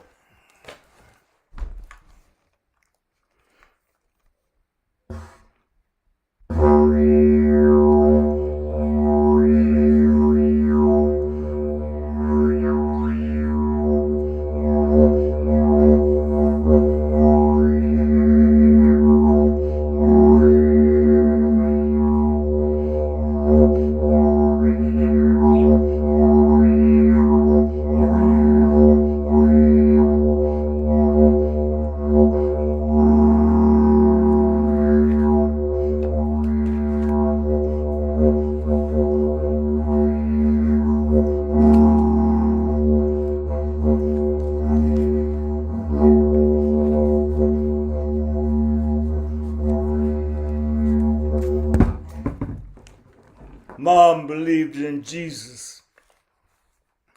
Mom believed in Jesus, but I'm a son of Obasalah. Evolution took me full circle back to the beginning, before black men hung from trees, whose roots grow deep as Ile-Ife, emanating from the loins of Oshun, not forced by slavers' whips into abandonment of ancestral visions. Scars as deep as the Atlantic, middle passage in my DNA, memory everlasting, twisted and locked like Nati's dread, before the Romans merged Heru and that dissident Apollonius of Ataliana to invent the Lord of Lords that you call Jesus. Before Europe's darkest age, when Elizabeth made twisted James the King, who hijacked Bibliohelios and sold it to you as gospel.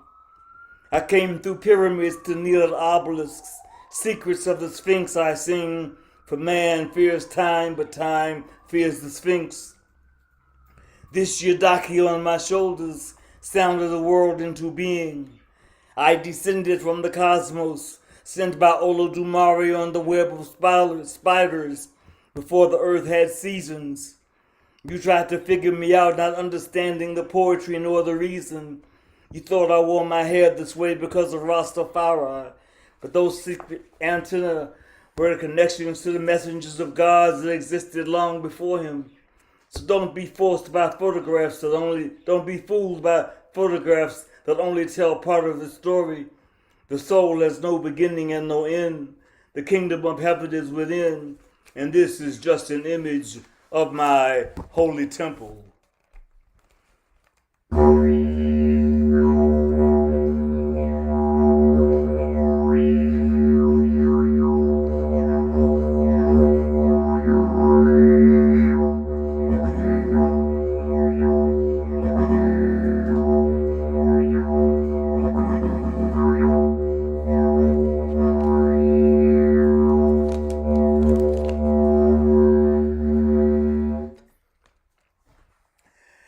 I've been digging through the contradictions, trying to find my way back to beginnings, walking in circles, spirals, searching for the light.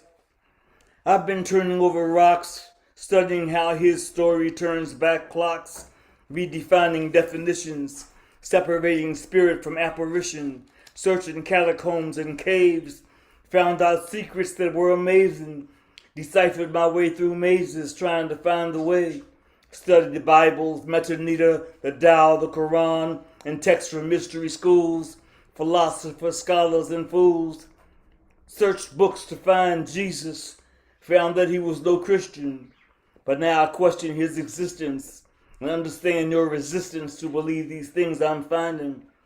But I question that book you call the Bible, wondering who we should hold liable for the survival of these lies, distorted scriptures in disguise. Heru was the sun god, misinterpreted as God's son. Make sure to look closely, you can see also Set and Heru, the Holy Trinity, as written in the book of Coming Forth by Day. Greeks called it Biblios Helios. Its real name is the Sun Book. These doctrines need investigation since the Nicene Convention, when rulers changed the text, so you won't know what's coming next. Full description to control by fear got you believing in revelations, ignoring reincarnation, thinking that the end is near. So be conscious of what you read. These rulers lie and deceive. Then perhaps you'll make the decision to return to your ancestors' visions.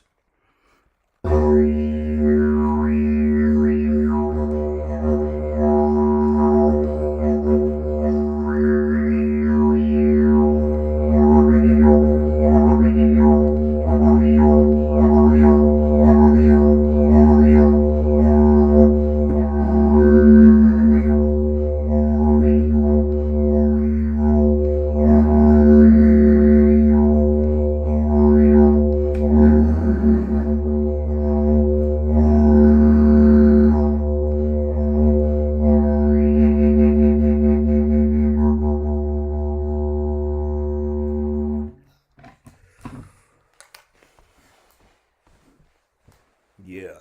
Man, listen, I don't know how you have that much breath in your body to do all of that, but damn, that shit don't come off cracking every time. Unmute yourself, give it up for Baba Ngoma. Yes, Baba. Or Man, that's just fantastic. I just love the way you put the words together with the didgeridoo. I mean, it's just, and all the other instruments that you bring to this. But tonight's didgeridoo just piercing. Thank you. Is it didgeridoo? How do you say that right? I don't know. Yadaki. Didgeridoo. Oh, that's Yeah. right. You told us one week that was not the right way. That word was bastardized once upon a time. Who gave the name didgeridoo, and what's its original one again? The original one is a Yadaki. Yadaki. Yeah. And who Europeans that colonized Australia call it a didgeridoo because they couldn't say because they couldn't. I don't know. They couldn't say Yadaki, so they They did that with Seattle, Chief Seattle. His name wasn't Seattle either. They couldn't pronounce it. Yep. That's right. So many nice lines. Again, the soul has no beginning and no end. And there's this, the sort of moral of the story in that second piece just was so resonant. Perhaps you'll make the decision to return to your ancestors' visions. And I too was really riding the Idaki, like Ray was saying, that how you finished out with that fluctuating. I could just feel that in the pit of my stomach. You are so masterful in getting that magic of that instrument to really work on people. Loved how you used it in between the poems, it was like cleansing the palate. Great perspective, Joski. No doubt, right? No doubt. Man. And what I truly love about what you do, Baba, is you give it your all every time, right?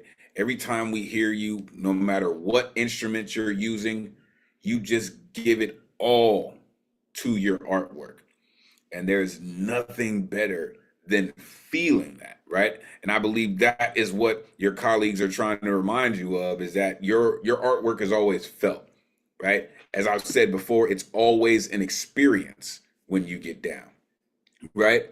And then you come with the work, right? The middle passage in my DNA, right? When Elizabeth made Twisted James the king, right? Time fears the Sphinx, right? This instrument on my shoulder sounded the world into being, right? The kingdom of heaven is within, just an image of my holy temple, like studying how history turned back clocks. Who should we hold liable for the lies? Make the decisions, as Jedi Master said, make the decisions to return to your ancestors' vision. It's always a lesson. It's always a lesson. And I'm thankful that you make sure it is just that. Truly, truly appreciate you. Really. Man, it's just, all right. Coming up next, from the god to the priestess, from one planet to another planet, this incredible artist, every time she comes through, she blesses us, whether it's, blessing the microphone, blessing the screen. She does this for real. Both of them are my spiritual advisors. And this artist just does so much, not only, I think, for poetry in our community, but time and faith. You're about to find out why. The one and only Oshunyo Yen is in the building. Let these folks know where they can find you. It is always great to see you, priestess. Please, take it away. Can't hear just yet, but we will get It wasn't letting me unmute. I'm sorry. And I have to thank you, Elemental, because you say I'm speaking blessings. I'm gonna credit that to my grandmother, who used to always say, "Speak a blessing and not a curse." So I have her to thank for that. So actually, I'm gonna do two pieces. The first one is short. I was attempting to write a poem on integrity, but actually all I did was scribble down a few thoughts. And then my second poem is going to be dedicated to the man who introduced me to African spirituality. And I've known him for almost 40 years.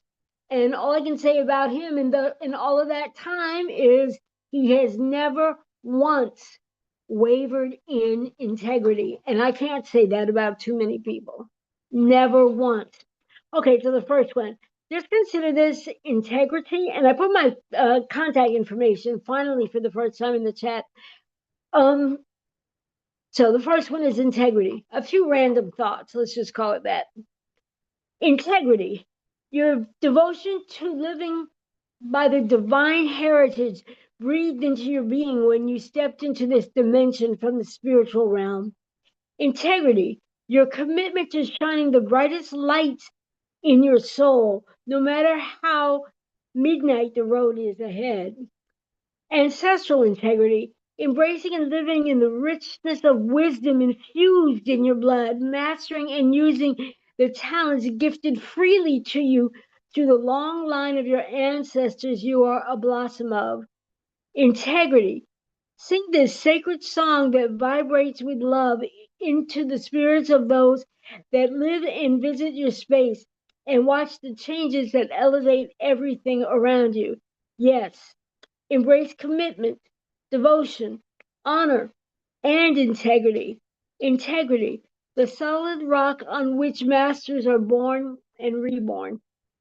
Okay, the second poem actually comes from, I heard the title to the song by pianist Abdullah Ibrahim, and it was called Water from an Ancient Well. And I said, I'm gonna write a poem with that in it. And this is the poem that I wrote for Nana Kwabena Brown. He's in Washington, D.C. He's 80 years old and still living.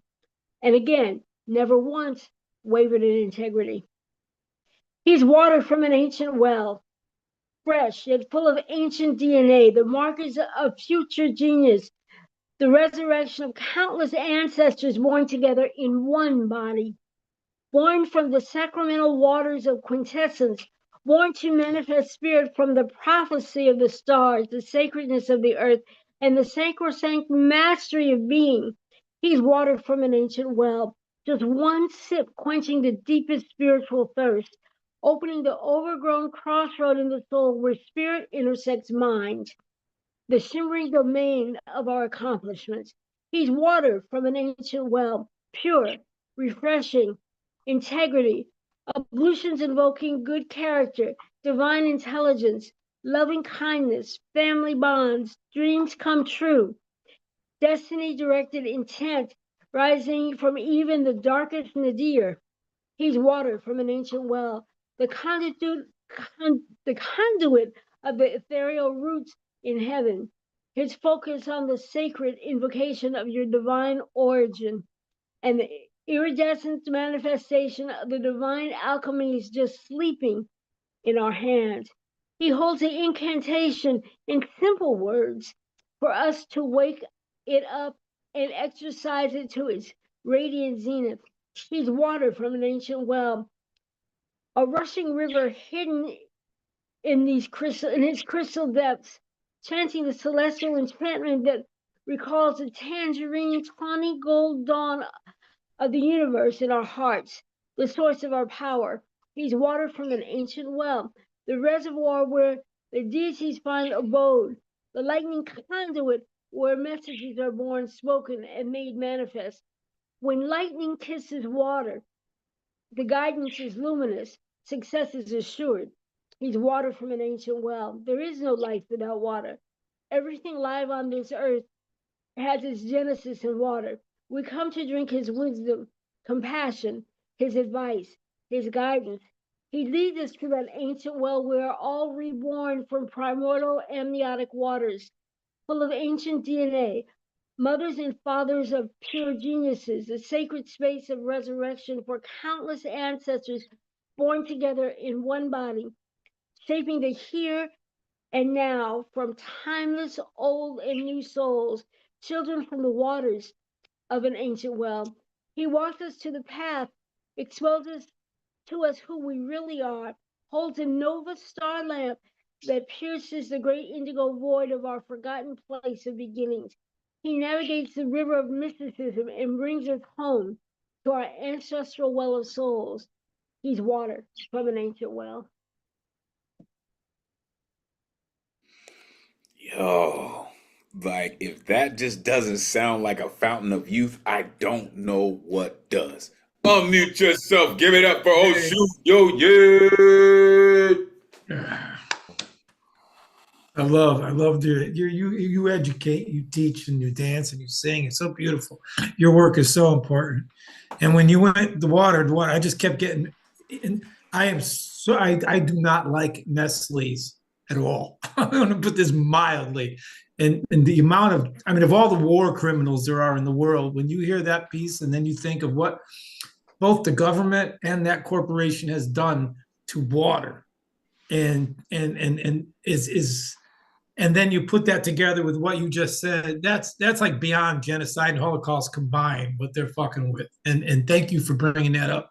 And I'm not mad that I just accented it with that little bit of song from the and I did it without well, how do you say yadaki.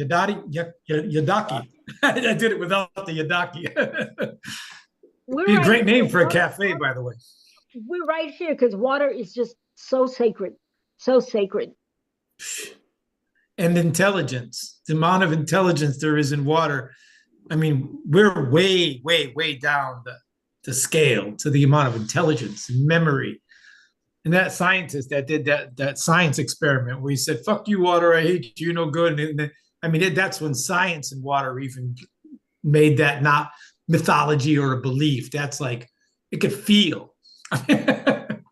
It could feel, it could think, it could remember, it could morph, it could not die. It's like, come on, teach us. That's beautiful work. Oh, let me tell you just how sacred water is. We know what it consists of. Simple. 3 things, H2O, but we cannot reproduce it. So it is sacred. You know, I got that. I never promote a product ever. Anyway, there's this new bottle there's a place in Japan where people live to 120 and they all drink from the same water. So the scientist went there and he studied it, and it was double the amount of H in the water. So now they make this little bottle where you can push a little button and it's got micro bubbles and it double H's the water. Is that bullshit or not? Does anybody know about that thing? It's bullshit.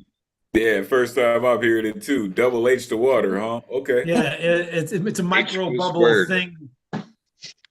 Yeah, I just want to echo Finn's comment in the chat. How what you do is bring such a feeling of being revived, and refreshed. Every line in your poem never gives up the opportunity to increase beauty and meaning. And that gives your work such a substantiality. That's why I think everybody here shares the same feeling of how, the importance of your voice in this forum. Thank you. Thank you. Absolutely.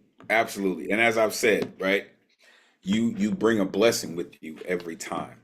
And then this evening you brought the cleansing water, right? And I love that, right? It almost sounded like, and I've never met the goddess, but your grandmother, you said, and it sounded like that when you said it, a commitment to shine the brightest light. Like she definitely passed that to you, right?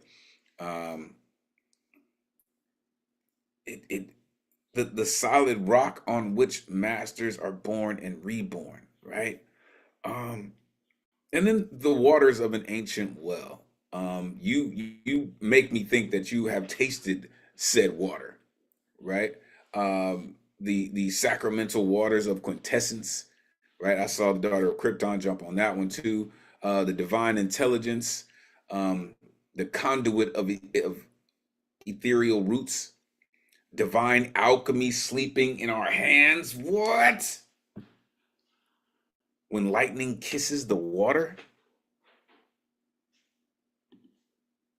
When lightning kisses the water? Like, I'm gonna need a picture of that. For real. So I can blow it up, super 80-inch size and just remind myself of how magnificent the world really is. And there are things that man cannot create. I don't give a damn how um, how motivated scientists are, just can't do it. Just can't do it. Thank you, Oshun, for doing what you do, sharing it with us. Both of the last two artists so much come in the vein of the last poets. As a matter of fact, they have put me in a space with one of the last poets. It is truly, truly remarkable what they do. Thank you so very much. I'm glad I'm in the same solar system of both of these planets. Thank you. All right, coming up next. Yo, this cat just has a way of finding the right timing to come through, and he does it. One of the most creative cats I know, and he puts it down every single time he comes through. Tonight, I'm sure is going to be no different. The one and only Swag-tastical is in the building. Mr. Warren Dixon Jr. himself. Let these folks know where they can find you. Always great to see you, sir. Please, take it away. What's poppin'?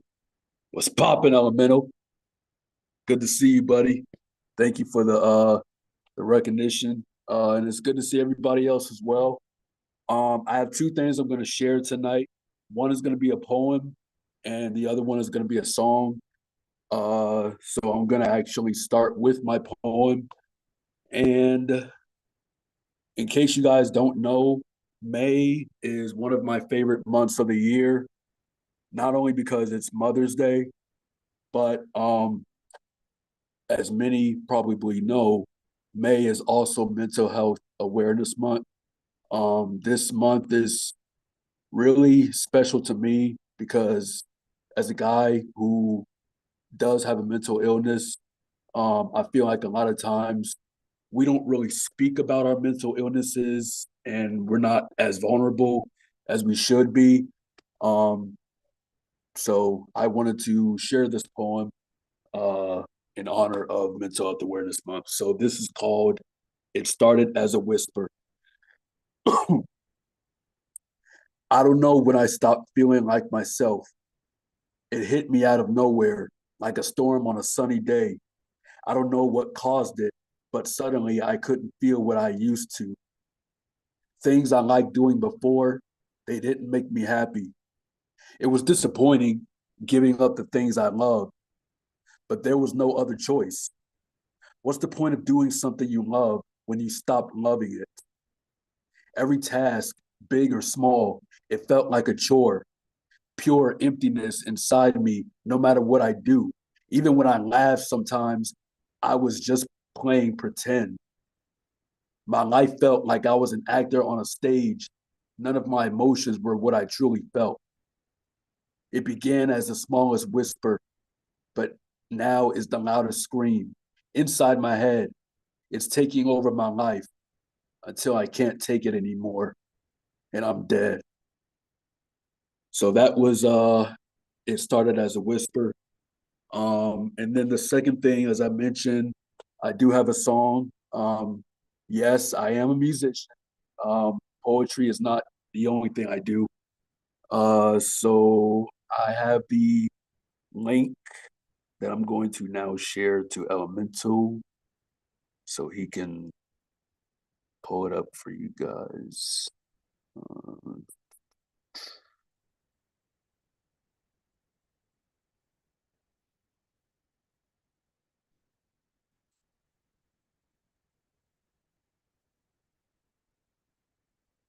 Alrighty, Mr. Elemen2al, sent the link over to you.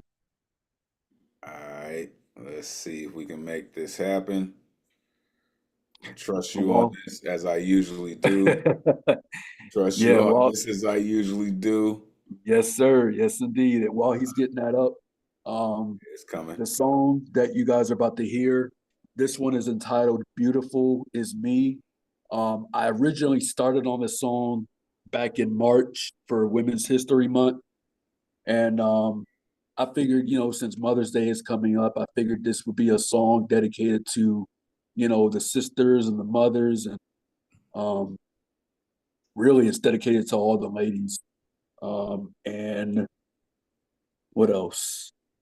Oh, everything was done by me. I am my own record label, okay? So I wrote the lyrics, I produced a song, I sang the vocals. All the work was done by me. So yeah, without further ado, Beautiful is Me from yours truly.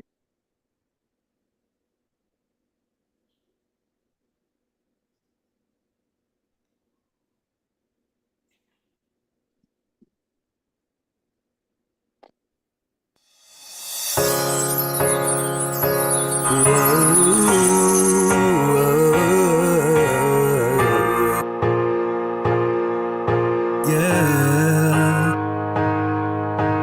Oh, beautiful is me. Insecurities, they are not reflections.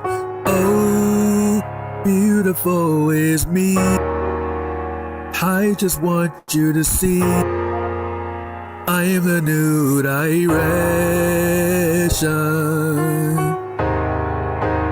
Beautiful is me.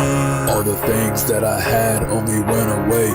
Thoughts of not being good enough, we're not here to stay. People lying to my face just to grab attention, and the jealousy of haters turn my cowardice to crimson. The lies in my brain say I'll never become worthy, that I'll never have a family or get married after 30. I regret being a productive member of society. If I call myself ugly, I'll just say it over quietly. Ladies, if you feel this way, please don't give up yet. Remember that you shine brighter than the stars and sunsets. You're precious, you're valued, your dreams will come true. And don't forget to tell yourself that beautiful is you. Oh, beautiful is me. Insecurities, they are not reflections. Oh, beautiful is me. I just want you to see I am the new direction.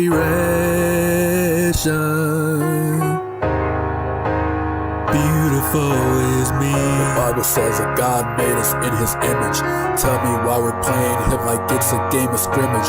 You tell yourself you're worthless when you have so much potential. So why compare your life to those with titles and credentials? Rihanna said you're beautiful like diamonds in the sky. It's cloudy with a chance of fear, and you're wondering why the weather outside always looks so lonely and too dreary. Did the sunny D and you all of a sudden get too weary? I'm here to encourage you to keep your head lifted. You're one of God's billions who is talented and gifted. I stand with all women who are sisters and our mothers. The most beautiful eyes are ones who see beauty in others. Oh, beautiful is me. Insecurities, they are not reflections. Oh, beautiful is me. I just want you to see I am the new direction. Oh, beautiful is me. All the things that I had, they all went away. Countless lies in my head, they've all went astray. Lord, I need you in my life each and every day. This is what I pray, this is what I pray. When I doubt, I know God, he can bring me back and restore my uniqueness that I often lack. Keep my confidence going on the right track. Bring me right back, bring me right back. Oh, beautiful is me.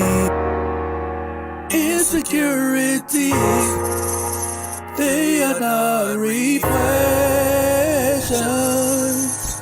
Oh, beautiful is me. I just want you to see I am the new direction. Beautiful is me. Insecurities, they are not reflections. Oh, beautiful is me. I just want you to see I am the new direction. Oh, beautiful is me.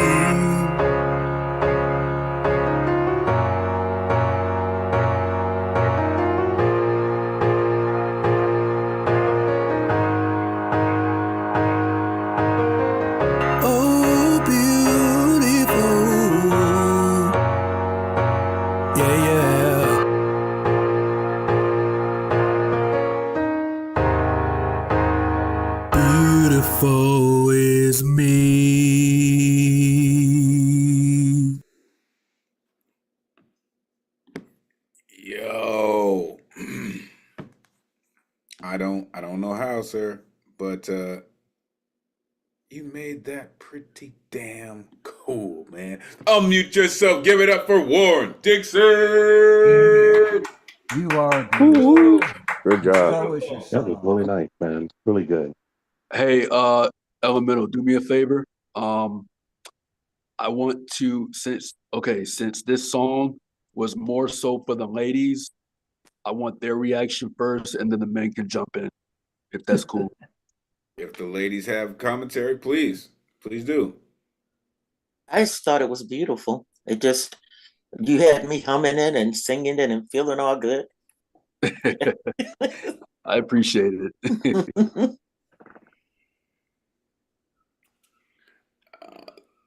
Please. Yeah, you took everybody to church on that, Warren. I really liked the production you did too. You had all I mean, it was just very well done and layered and mixed. So I also found myself wanting to go hang out in that garden. Mm-hmm. I love that you chose the butterflies too, because the transformational aspect of it all. And I've been away for a hot minute. So have you been coming here regularly, or is this a new jump on board thing for you? So this is my, I would say, second or third time this year that I'm here. But yes, I've been coming. First time you shared a work like that? Yes. Interestingly enough, this is my first song of 2025 that I'm sharing with you guys. So it makes me think of Daniel when he first started. I don't know if you guys remember Daniel. He jumped on board. So one of the things I want to say to that is just imagine a year from now, the level, the number of skills you tap to put that together: the photography, the video, the editing, the sound, the mixing, the recording. You got a lot of skills in there. And a year from now, if you keep up all those skills, you're on a good path. There's a lot of skills in there, and it might not be the one you dream of. It might be the one that it takes you to. This is one thing I love to tell people, is that sometimes you're aiming for something, and when you get there, it's like, it's not until you get there that you know that it's like, oh, I was only supposed to get here because until I did, I wouldn't have seen that. And just keep following that soul path, and I think you'll be good, because there's a lot of ways you can go with your life, and you can't be the director of photography, the sound editor, music department, film, color correction. It's like there's a film. I've been dabbling in the film music world. There's a million jobs in there too. So for sure. Well, the thing is, I'm gonna say this, and then I'll have the floor.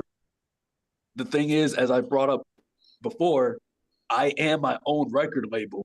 I don't have no A&R. I don't have no managers. I don't have nobody telling me, okay, this is the song that we need you to do. No, I have full control and freedom over the music that I make. So,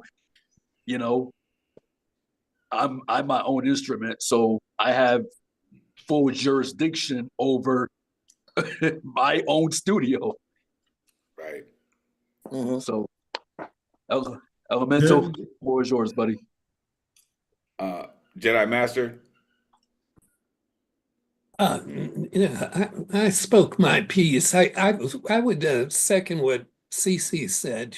Two things he said. CC, I'm going to scold you. You need to be here more. The thing about, you keep up with this skill set, and, working with any kind of sound editor or visual editor, it's a toolbox, and the more you play in it, the deeper you get, And I loved what Cece said about, the goal, the end thing you end up at, takes you in proximity to other things you didn't really think about on the way. That's just part of the sort of infinity of the creative process. It's not you're not on a single rail to this song. You know, there are a lot of other things that are going to come up and give you other ideas. And that's one of the sort of hidden bonuses of working that way.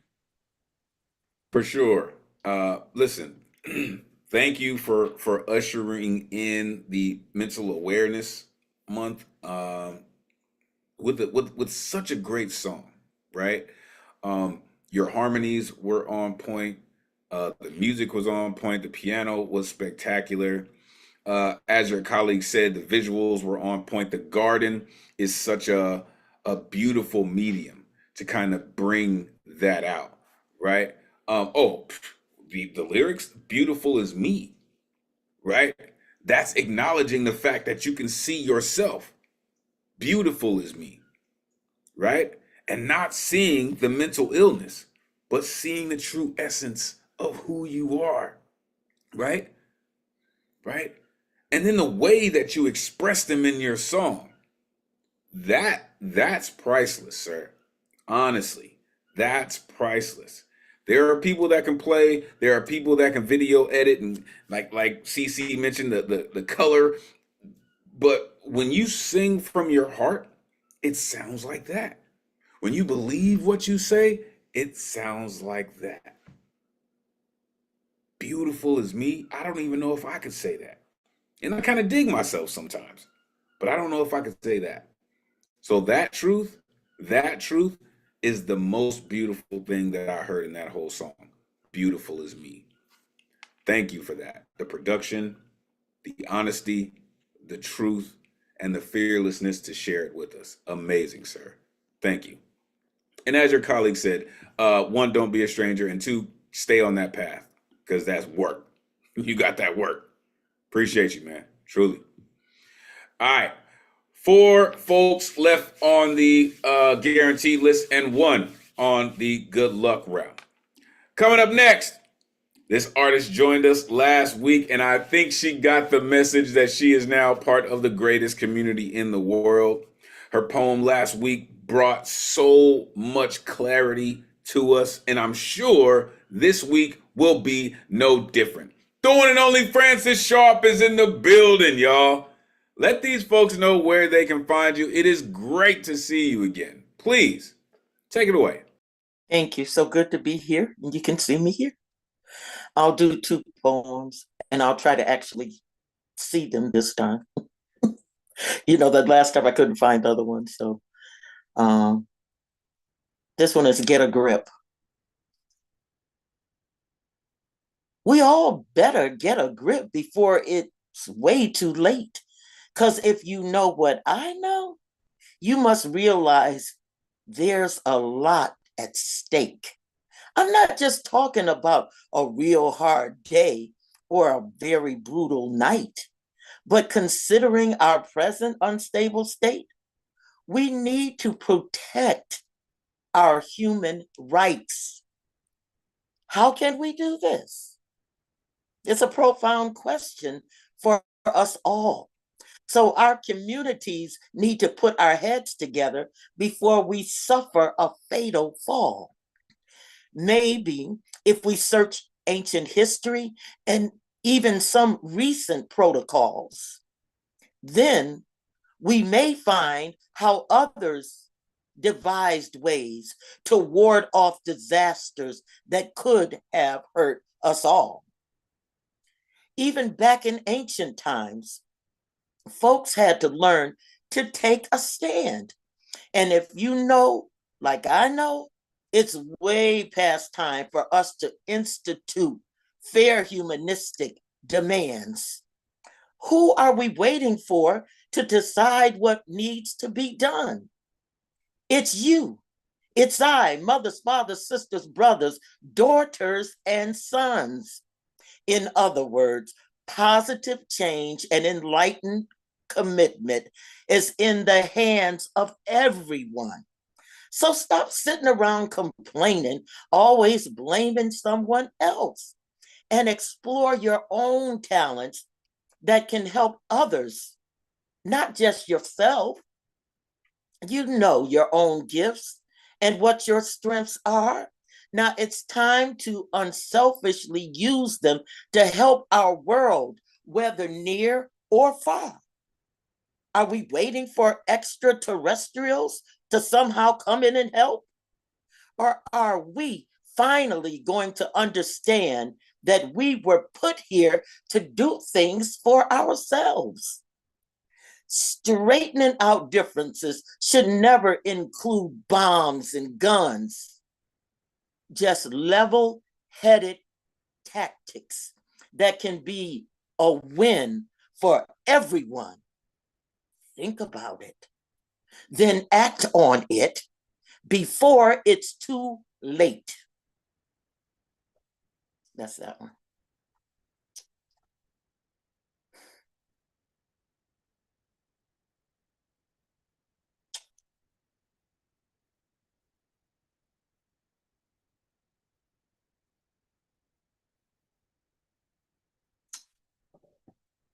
Services.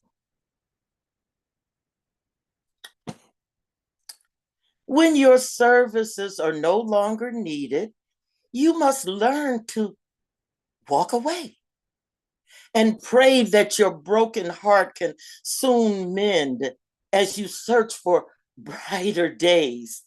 Not everything lasts forever, as the age-old story sometimes goes, but it is up to each individual to somehow finally know when it is time to stop the sad, unfortunate, lonely show, hanging on in desperation to a dream that has slowly died, trying to turn a nightmare into Prince or Princess Charming, and from reality wanting to hide doesn't help supply a loving partner cuddled up by your thirsty side.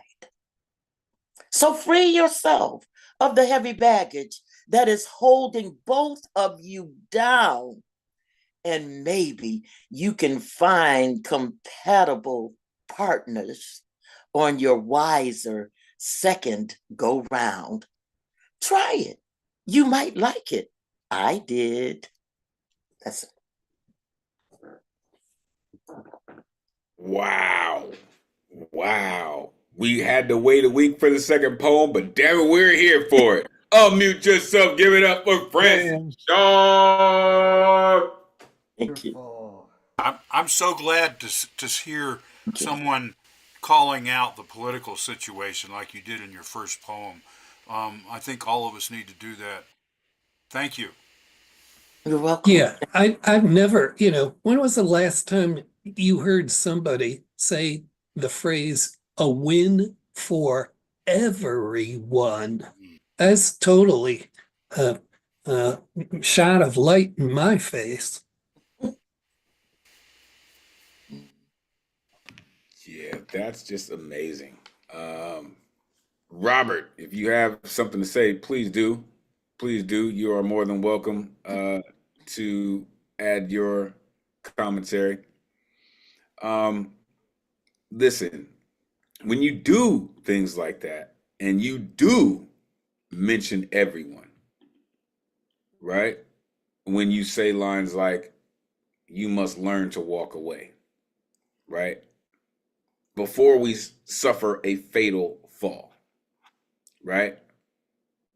Way past time to institute fair humanistic concerns, explore your own talents.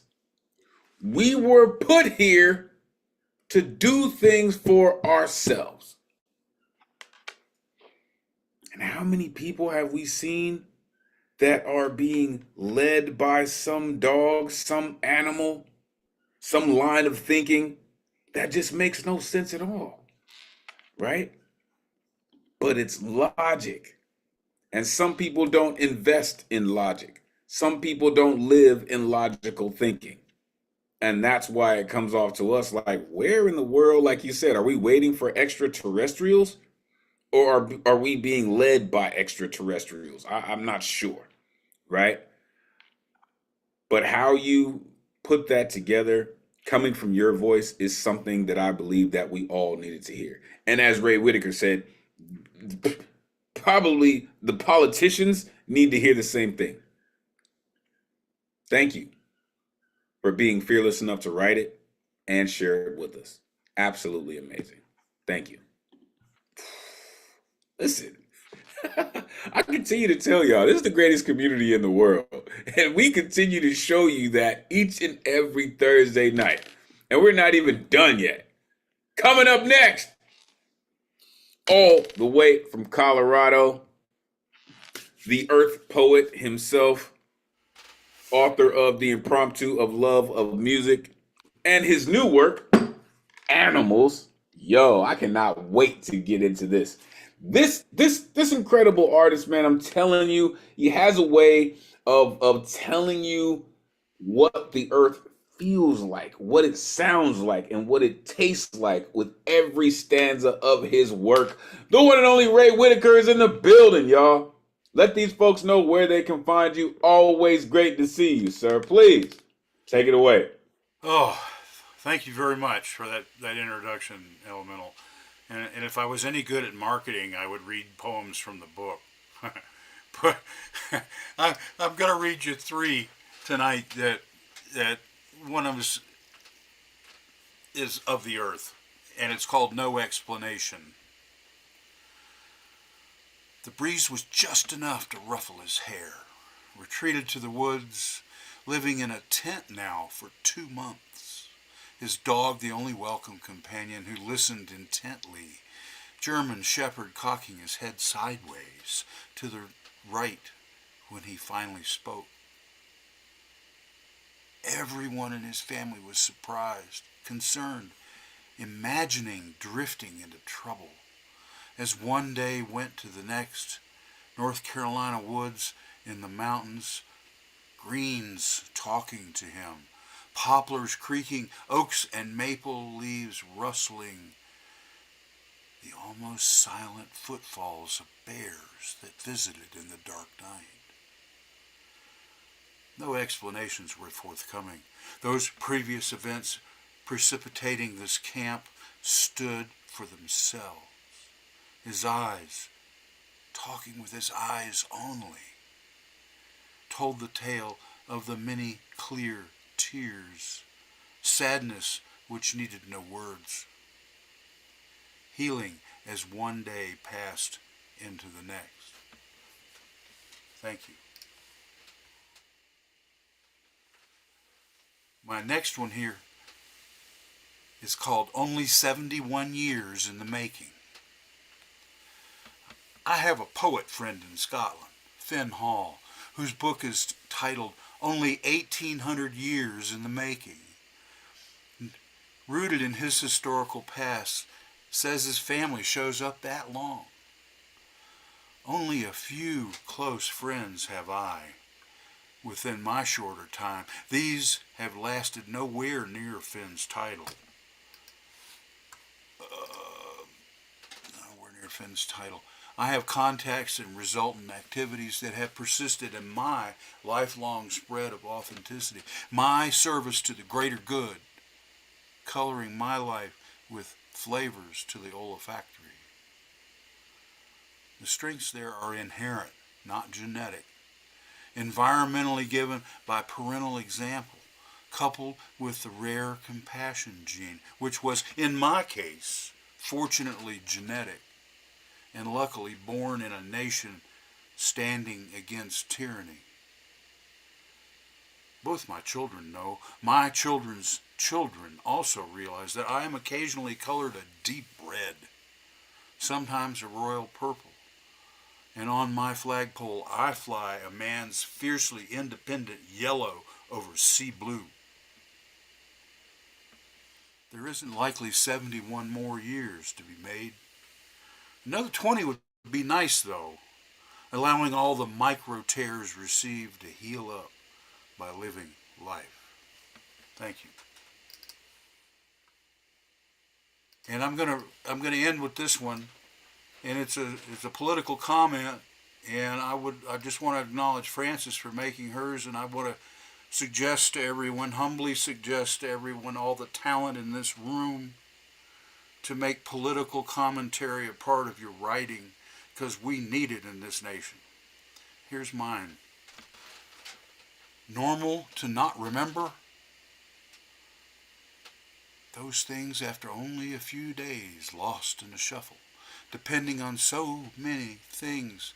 Memory status, so many things inherent, superseding events, births, deaths, troublesome teens, DOGE, and the orange bane, a sickness, bedridden, or falling by surprise when a life hangs not on the old oak branch swing, just in an absence of balance, teetering, tottering as if in a child's playground, a shut-in remembering that. Details fled into fallacious memory, like clouds chased by winds into future's horizon, way off into the untold distances, grays and perhaps greens to be seen with squinting eyes. How is it possible to forget the tumult, the sweetness, empty shelves due to tariffs, a wet sandy beach of the Outer Banks? Thank you.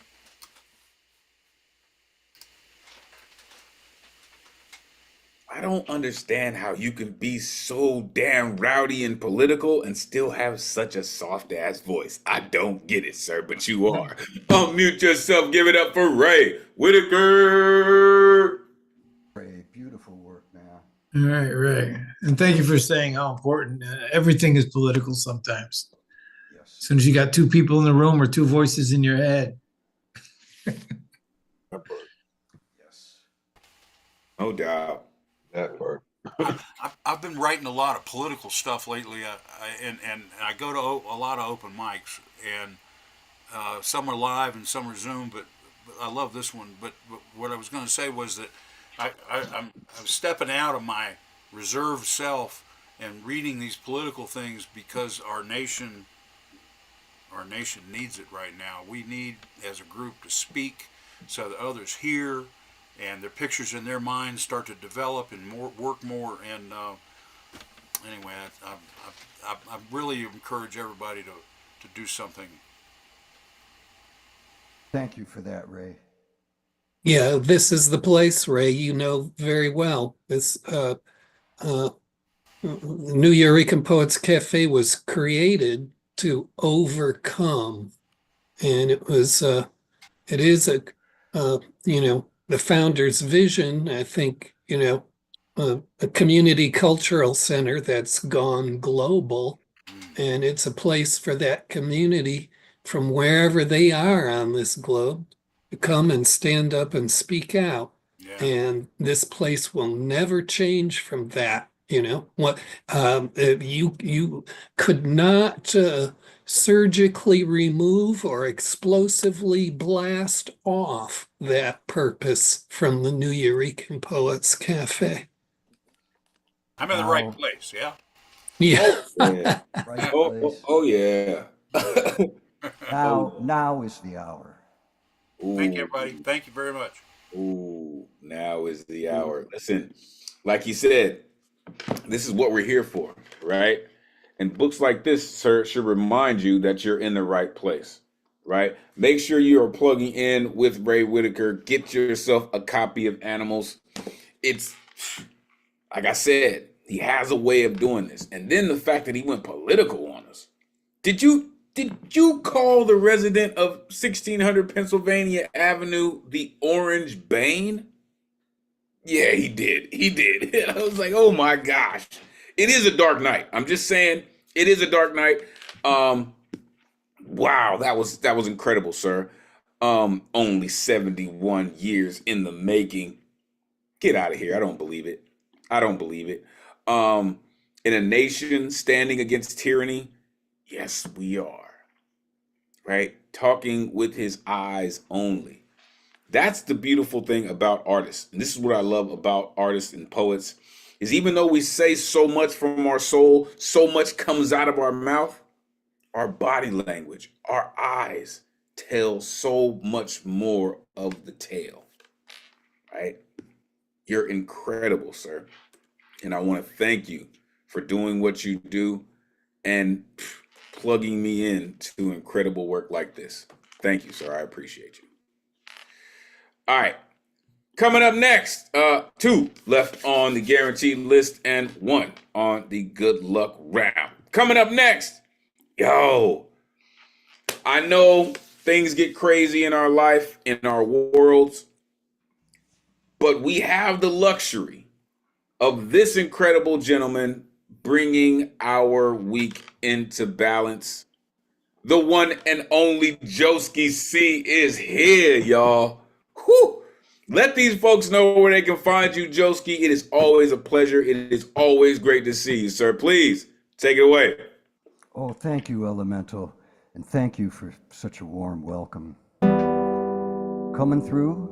Like a rock star, Joski. Come on. Okay. So this week, the Trump administration deported 3 young children, ages 2, 4, and 9.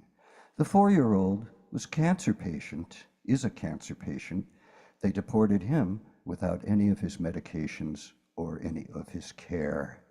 And all 3 children are US citizens. And so here we are. And so because of that, I've been playing this song. You may have heard it before. It's called Child Walking North.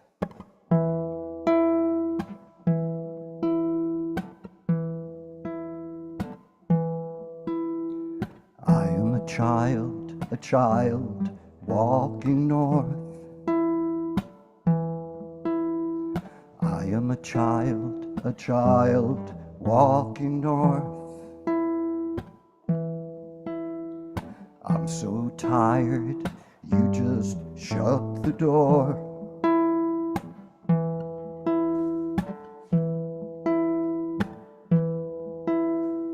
I am a child needs to play.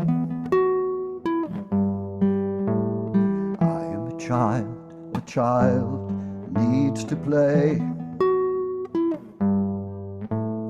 Knock on your door, you say, go away.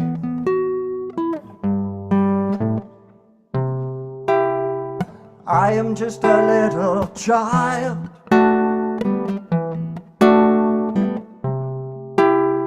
I can't say where I've been.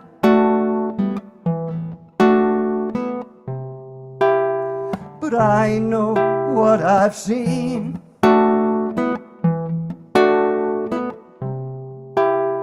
And I know when it's mean.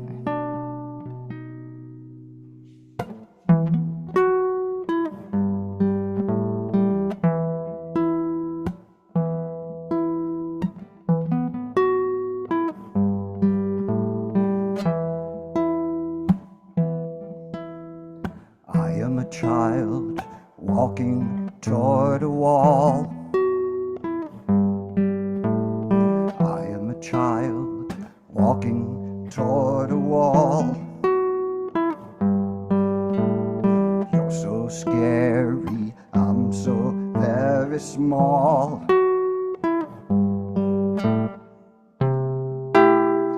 I am just a little child. I can't say where I've been.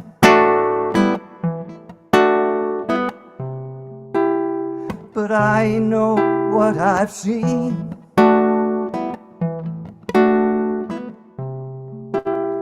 And I know when it's mean.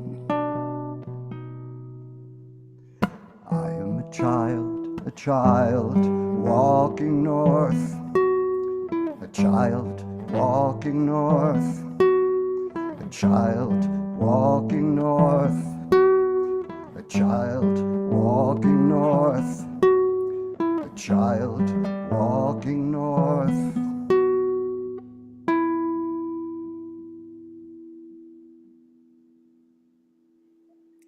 Gosh, Your melodies are so damn infectious, Joski. Oh my goodness. Unmute yourself. Give it up for Joski. Joski! Oh, that was so good. That was so good. I found myself singing bass to that. I just loved it. That was great. Yeah, you really stripped down the melody. A lot of the sound, you were just hitting one string, and it just really made the whole thing so poignant. You are just and you come from some other world sometimes, I'm convinced. Your ability to be the voice that way. And that's essential to keep hearing your voice here. I mean, this is a regime that, in its first version, put children in cages. So now it's just exporting children to a Renton Auschwitz in another country, and this isn't where it's not going to stop. This guy signed an order this week to pre-position military equipment outside of major U.S. cities. What's that about? Any guesses? Yeah. Thanks, Joski. First of all, I really miss you, and your talent to go minimal is, and like he said, it's like you're getting it down, you're honing it down, and you're almost quieting it down and using just the right words and just the right notes. And as you do that, it's getting fuller and fuller. And that's you stay that path, because you're starting to hear you do that, and then later on down the line you can put a symphony behind it. That's all you need is the seed. You're writing beautiful seed work. You know what I mean? So stay the path, my friend. Yes. Joski, Yes. you have sort of a Paul McCartney-esque type of voice, and I really do love the acoustic guitar. It's very like versatile. I was gonna say at some point you should play an electric guitar, but maybe that's for like if you were in a band or something. But I loved it, man. Yeah, Terrific job. maybe in the 60s at the Newport Festival. No, that day didn't go too well. That's all good. No, but what was I going to say? I was going to say something else. Oh yeah, that guy Jesse Wells. How many people know who Jesse Wells is? Wow, no one. That's incredible. Jesse Wells is doing something that Dylan didn't even pull off. This cat is this generation's Dylan on steroids in a way, and he did it with he added journalism to Dylan in real time, and he's blowing up. He's already been on the Tonight Show. He looks like an old man in a boy's body, and he's got this voice thing, and he plays guitar in the field alone. He did this YouTube back channel thing. And I've been following him for about a year, and you will not be disappointed. Jesse, I think or IE Wells is WELLES. You will not be disappointed in this cat. He is spitting shit that is fuck you, Walmart, bombs, war. He's not playing, and he's got a follow, and I don't know how he's doing it, but he's got no ego. He is fucking humbled at a core somehow. I don't know how long he could sustain it, because he's making noise. He's already touring Europe. He's just a kid. He put a few boys behind him, but he's all alone the guitar. And you think his shit's simple, but I talked to some guitar players, and he's got chops. He's like, you can't tell his age because he looks both young and old. And I don't know. I don't want to start a rumor. I was going to say something funny, but I won't do that.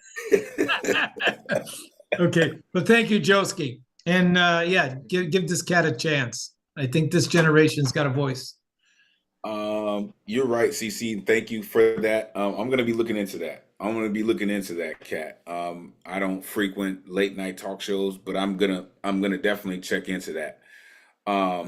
Listen, Joski, when you write songs, like I feel like there's an ancestry behind you pushing your pen because of how much depth is in your work.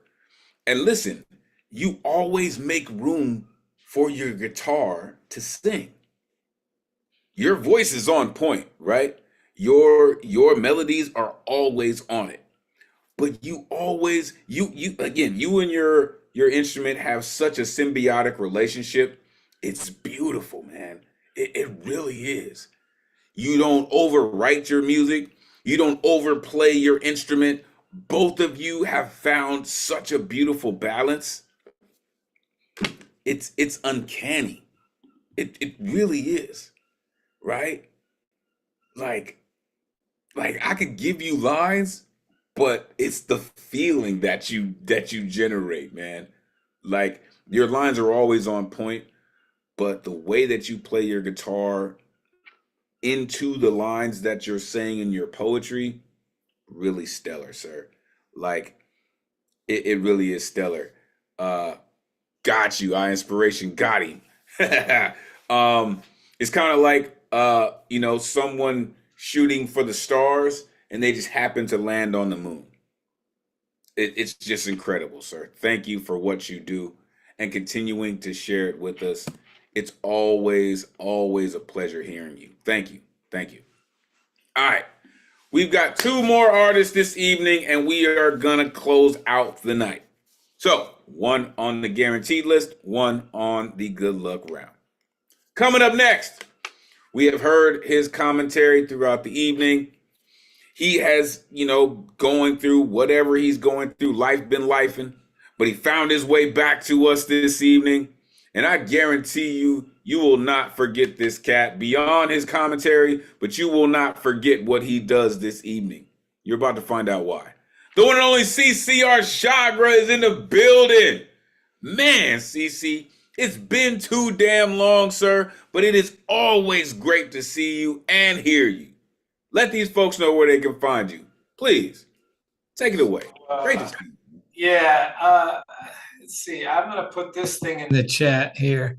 That's a playlist from a YouTube channel because it's got a piece in there that I did. I'm gonna be at I finally booked a gig. I'm gonna be doing the Lizard Lounge Poetry Jam on the 18th this month up there with Blake. It used to be Jeff Robinson's gig there. 25 years. This was the last. There's a video in there about the day that Jeff announced, I'm bowing down, I'm handing it over to the bass player. So that's in there with some other shit that I did. And in 1996, which is like going back a quarter of a century almost, isn't that fucking unbelievable? This shit's been going on. The arc of where we are right now has got little to do with this puppet that we have up there. And the entire system that made him, and the machinery that made him, and the greed that made him, and the arc of inhumanity and hatred and fear, and these little tiny bipedals walking around afraid of their own shadow, and empire after empire after empire comes to a collapse. And this shit's happened before, and it's happening now. But the thing about AI and robots coming online and nonviolent protests and what we're doing came to a head in 2000, around the time that I wrote this piece called Love Aloud. It's one of the few a cappella poems that I have. And a series of events put me on stage in front of 1,000 people to open a big rally in Boston called Biodevastation. It was right between the battle in Seattle and the IMF World Bank thing. That happened down on the Ellipse in New York. That was tens of thousands of people. I was involved in helping build that stage. I worked with the guy who built the stage in Woodstock. I was a volunteer to put one of the stages together. But anyway, this song was written around the Gulf War time too, and it was originally performed at Club Passim's, which is where Dylan got his noise when what's her name brought him up from New York into Boston because she had some play, and it had a sing along to it. and the sing along in the end, there was about all the television stations were out there, all the major networks, 5 trucks, and nobody wanted to open it because there were snipers on the roof of the library of the Copley and over on Boylston Street. There were horses protecting this convention. It was the first time the biotech world, which comes out of Kendall Square north of Boston, is where most of the genetic shit that's going on. Most of what we're experiencing right now in the world, I think, and I'll cut to the end of this little rant, is eugenics. I think eugenics is at the core of where we are as a life form. It's a junk science. It's what inspired Hitler. It's the OSS becomes the CIA. It's where they brought over Operation Paperclip, one of the worst war criminals in the fucking world. Warner von Braun killed millions of people. Bio-warfare, this is killing. And the Holocaust and the concentration camps were just a holding pen. You should see what they did inside the underground fucking bunkers where they worked people to death. And so when we went to war for the first time on television, and I'm standing in a bar and the guy next to me is saying, nuke them till they glow, this shit's not new. We're watching hundreds of people die daily, and it's our finger, our blood. Our Republicans are, even NPR is, even the Daily Show doesn't go far enough. So this is that from that era. Let them be, allow love. I want to say one more thing. The police, the head of China now has robots walking in front of him. The head of China now has robot police. And if all the police that are out there, all the people who actually, my dad's a cop, I'm a good cop and stuff like that, and they want to protect their town and yada, yada, yada. There's probably thousands and thousands, tens of thousands of decent human beings who grew up and just wanted to not be a criminal and wanted to blah, blah, blah. Their silence on the police unions is going to put them out of business. They are going to be replaced, chipped, the cops and the unions. And when the cops can't protest because the robots are going to shoot them, I want to dedicate this shit to them when they can't non-violently protest. So, that's my little thing. Because there were cops there, and it's unbelievable. There was no violence. 2,500 people showed up. I never even looked at the video. I got video footage of that thing. I'm sorry. I'm going back in my mind here. Love aloud. Let them be, allow love. Let them be, allow love. Let them be, allow love. Love aloud. The son of fear faces the last night of mirrors, and there's nothing to hold on to yourself or the day with. To attempt not to let the heart of love die, to make love in the street, and they're shocked. Love runs for dear life and cannot escape. Peace on earth is called weak, and a mute dies to speak. To attempt not to let the heart of love die, to make love in the street and are shocked. Kissing is feared, the debate's on at 10, but no one leaves home after 8 if you have one. To attempt not to let the heart of love die, to make love in the street and are shocked. The television declares a new enemy is here and readies the public for war games now real. To attempt not to let the heart of love die, to make love in the street.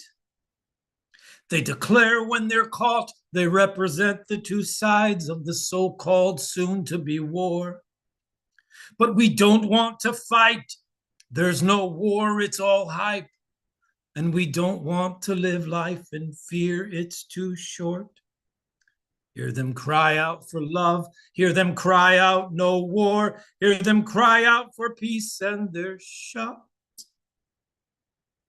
The son of fear faces the last night of love, and there's nothing to hold on to yourself or the day with. The public's now sold the news, us versus them, supporting the plans to drop bombs on their heads. The public now fears to speak out and shout, we could have stopped war at the start. So the day before children lay dead in the street, students and artists with workers march out with signs bearing names of the lovers who died making love in the street, representing all sides. Joining hands against weapons with voices they chant. Let them be, allow love. Let them be, allow love. Let them be, allow love. Love aloud.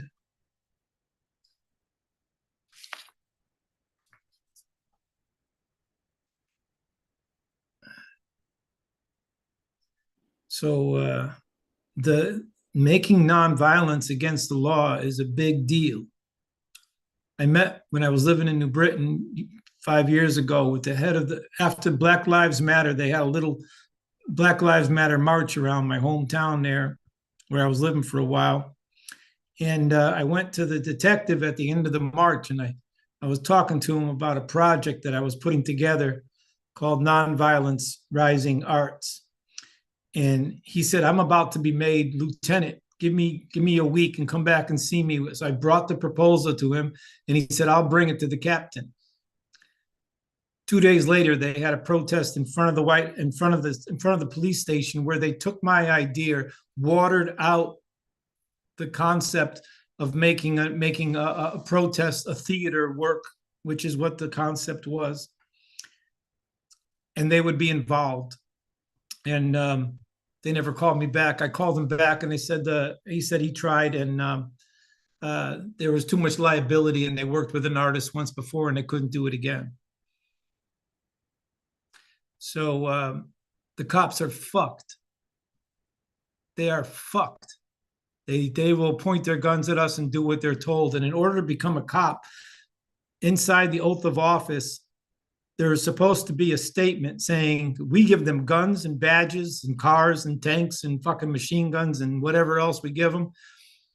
It is in their oath to disobey an illegal order. In other words, when the governor picks up the phone and calls the mayor, and the mayor calls the chief of police, and the chief of police says, shoot some tear gas because here comes a bunch of people with sticks and magic markers and signs and hats saying nonviolence, and they got no guns, no nothing, shoot them. And that's an illegal order. And they should turn around and tell the fucking chief of police to fuck you. That's the end of that little rant. To my friends. That just means knowing your rights and knowing what you can and cannot get away with. Trust me, I've said some fly shit to some cats wearing badges, but you better know your rights. You better know what you can get away with before you come off sounding mad greasy like that, for real. Unmute yourself. Give it up for C, our Chagra. It's good to see you, and I love the song. Thank you, CC. That was really something. And I appreciate all that you're encouraging people to carry forward with this business. I mean, it's so important. It's like breath. It's that important. It was very powerful. Make love in the street. Kill Martin Luther King. What they did is they shut everybody up. When they kill the leader, they just everyone, bang. Now go ahead and be free. Now go ahead and say human. See what happens when you do that? That's a servant of fear. I'd rather be shot. Hey. I said Calm that down. Calm that down. You know why I say that? Hold on. I got to cut you right there. You know why? Because you got to be careful saying shit like that. Because we all know that they're watching and they're listening what we do. And your ass will be on a slab before long because they said, well, this is what you asked for. Since you're going that far with it, we'll give you what you asked for. right? Instead of them accepting what you say, like you just said, they will silence you. So I can't let you take that any further, right? Seriously. And I understand exactly where you come from. I got a whole poem about it, right? And I totally hear exactly what you're saying, right? But the algorithms in this generation will silence you before the thought even comes out of your brain, right?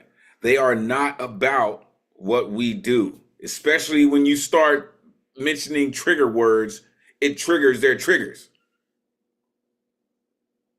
Got to be careful, man. And listen, I'm for it, right? You're a damn revolutionary. You're a damn rabble rouser, just like all the folks in this room. But when you start knocking on the door of magazines and bullets, they will serve them to you a la carte. You got to be careful with that shit. That's all I'm saying. And I've been censored on this platform. So I'm just saying, you got to be careful. Because listen, they don't need to know your address. They got your frequency. And they will send it to you. I'm just saying, they will send it to you. Woo! Yo! Yo! Yeah, like the Jedi Master said, right? There's plenty of won't do on the open internet, right? Because they are listening. They do. I'm telling you, they do. And personally, I would like to have you around for another 40 or 50 years and not have them take you out as an example of how they're trying to silence the fearlessness of poetry and try to call it something else. You know what I mean? You and I both know they do that very well. And then they will say, oh, well, it was in our right. And, you know, we just took the Second Amendment and then we'll just plead the Fifth. Just saying. Just saying, man. Just saying. Politics. All right. Whew. All right. All right, look.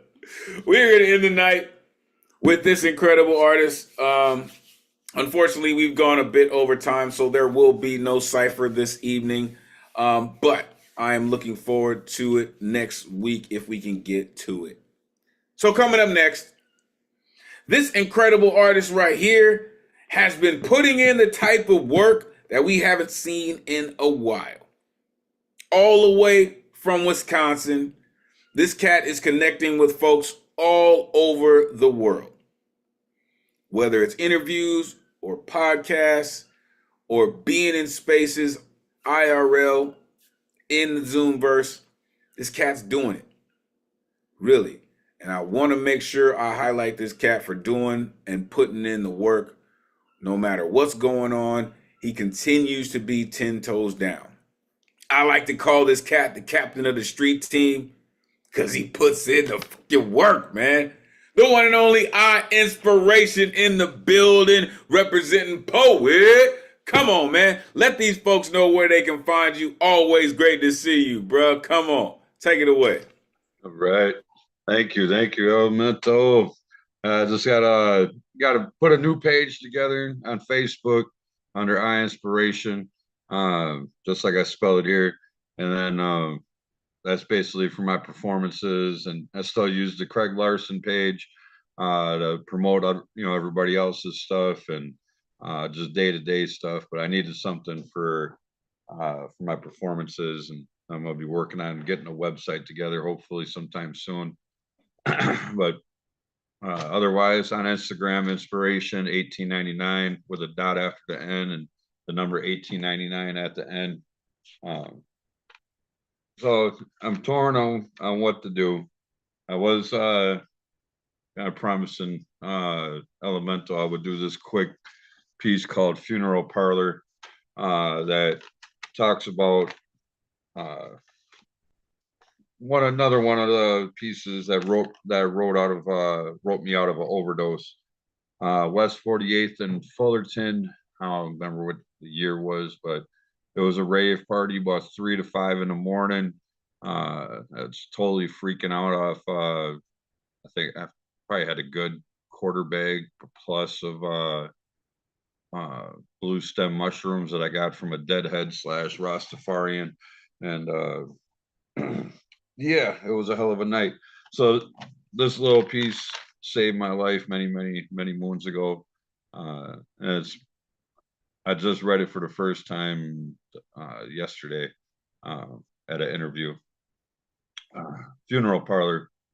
My mind is blowing up. My heart's thumping, music bumping, guys and girls humping, thousands of people. Recognize a face here and another there. Conversations running the mouth everywhere. My eyes are bugging out. Sweat starting to pour. Back's feeling sore. Life seeming bore. I've been there, done that, smoked this, snorted that. Walked in a room, there's crackheads on a broom. Zoom, zoom, zoom. Heart beating faster. Steps getting higher. Reach the top and then I stop. Flop on the couch, I start to slouch. Hi, I'm me. Who do you be? I be me. Who you be? I be me. I'm me. I'm me. Who you be? I'm me. I'm me. I be who you be? No, I be me. I be who I be. I'm just a medicine man. G-O-O-N-I-E. That is Goonie. That is me. I'll see you later. You're all right with me. Oh, that's just a little fun one. And I got two other short ones. A little more serious tip. Am I hollow or just alone? Questions upon questions upon questions. Wondering what's left inside of me. Don't I remember us? Don't I remember me? Seemed like brothers when we talked last night for hours about what we want and what we need to do. Yet, how are we still here? Why are we still here? I know that we have a 5-year plan and 5-year habits so we can get to that plan and succeed in that plan, though why does it feel like the Lord is trying to kill me and that the devil keeps saving me? Like he just enjoys sparring with me or something. He knows I'm going to win despite all my sins. I'm weird, yet I'm winning, baby. That's what we keep telling ourselves as we sit here hand in hand. Yet I know you can't feel. Nobody knows, but nobody cares. What's done is done. It's as if you were dead. Ma cries endlessly to her God how she misses the way that you were instead of how you are. It's so important to make friends in life. I told you that over and over again. It's just so hard when your only friend sits there with blank expressions on their face. I need you. I told you that over and over again. Tell me, am I hollow or just alone? It's just all so cloudy. I mean, it's like there's a light trying to shine, though yet it's just so cloudy. All you say with response is, well, what don't kill you will make you stronger. Yes, though, how strong do you want me to be? How strong do you really need me to be? What kind of war are we fighting? What are you preparing me for? When it's all said and done, all I have is me and my best friend. And that's me, my best friend. Running the pages of, I'm penning the pages of my life like Maura Gale told me to do. Since my memory isn't the greatest, I'm going to make sure I keep all the pages safe too. In fact, I may have to rewrite those a few times just so I can remember me too. Maura also told me to be real, to be transparent, and most of all, to be true to the ink. Because I'm beyond blessed. I'm in his grip. So I keep the pen and the dream alive. I will not settle for less. So I bring the word inside. When I bring the poem, so you can inject the message. Take it in like a drink of wine. I'm breaking bread. I'm dropping jewels. The state of my poetry right now, it's tipsy, yet it's smooth and flowing like cursive, coming from that of the ink at the end of the feather with smudges of ink that lie on the tip of the fingers to the bags that reside underneath of the owners. I inspire from the wariness of the mind because I've kept my windows open to so many different states and shades that reside outside of this closed mind. And I cry at a moment of hope. I push for hope, for home, opportunity, prosperity, and education. I hope that the future keeps me penning the pages of inspiration. And that's that piece.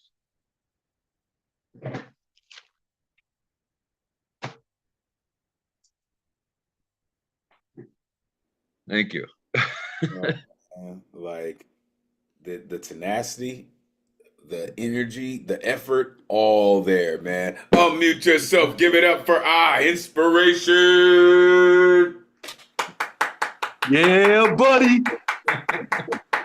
Thank you. Appreciate it. That's Good some shit, man. remarkable.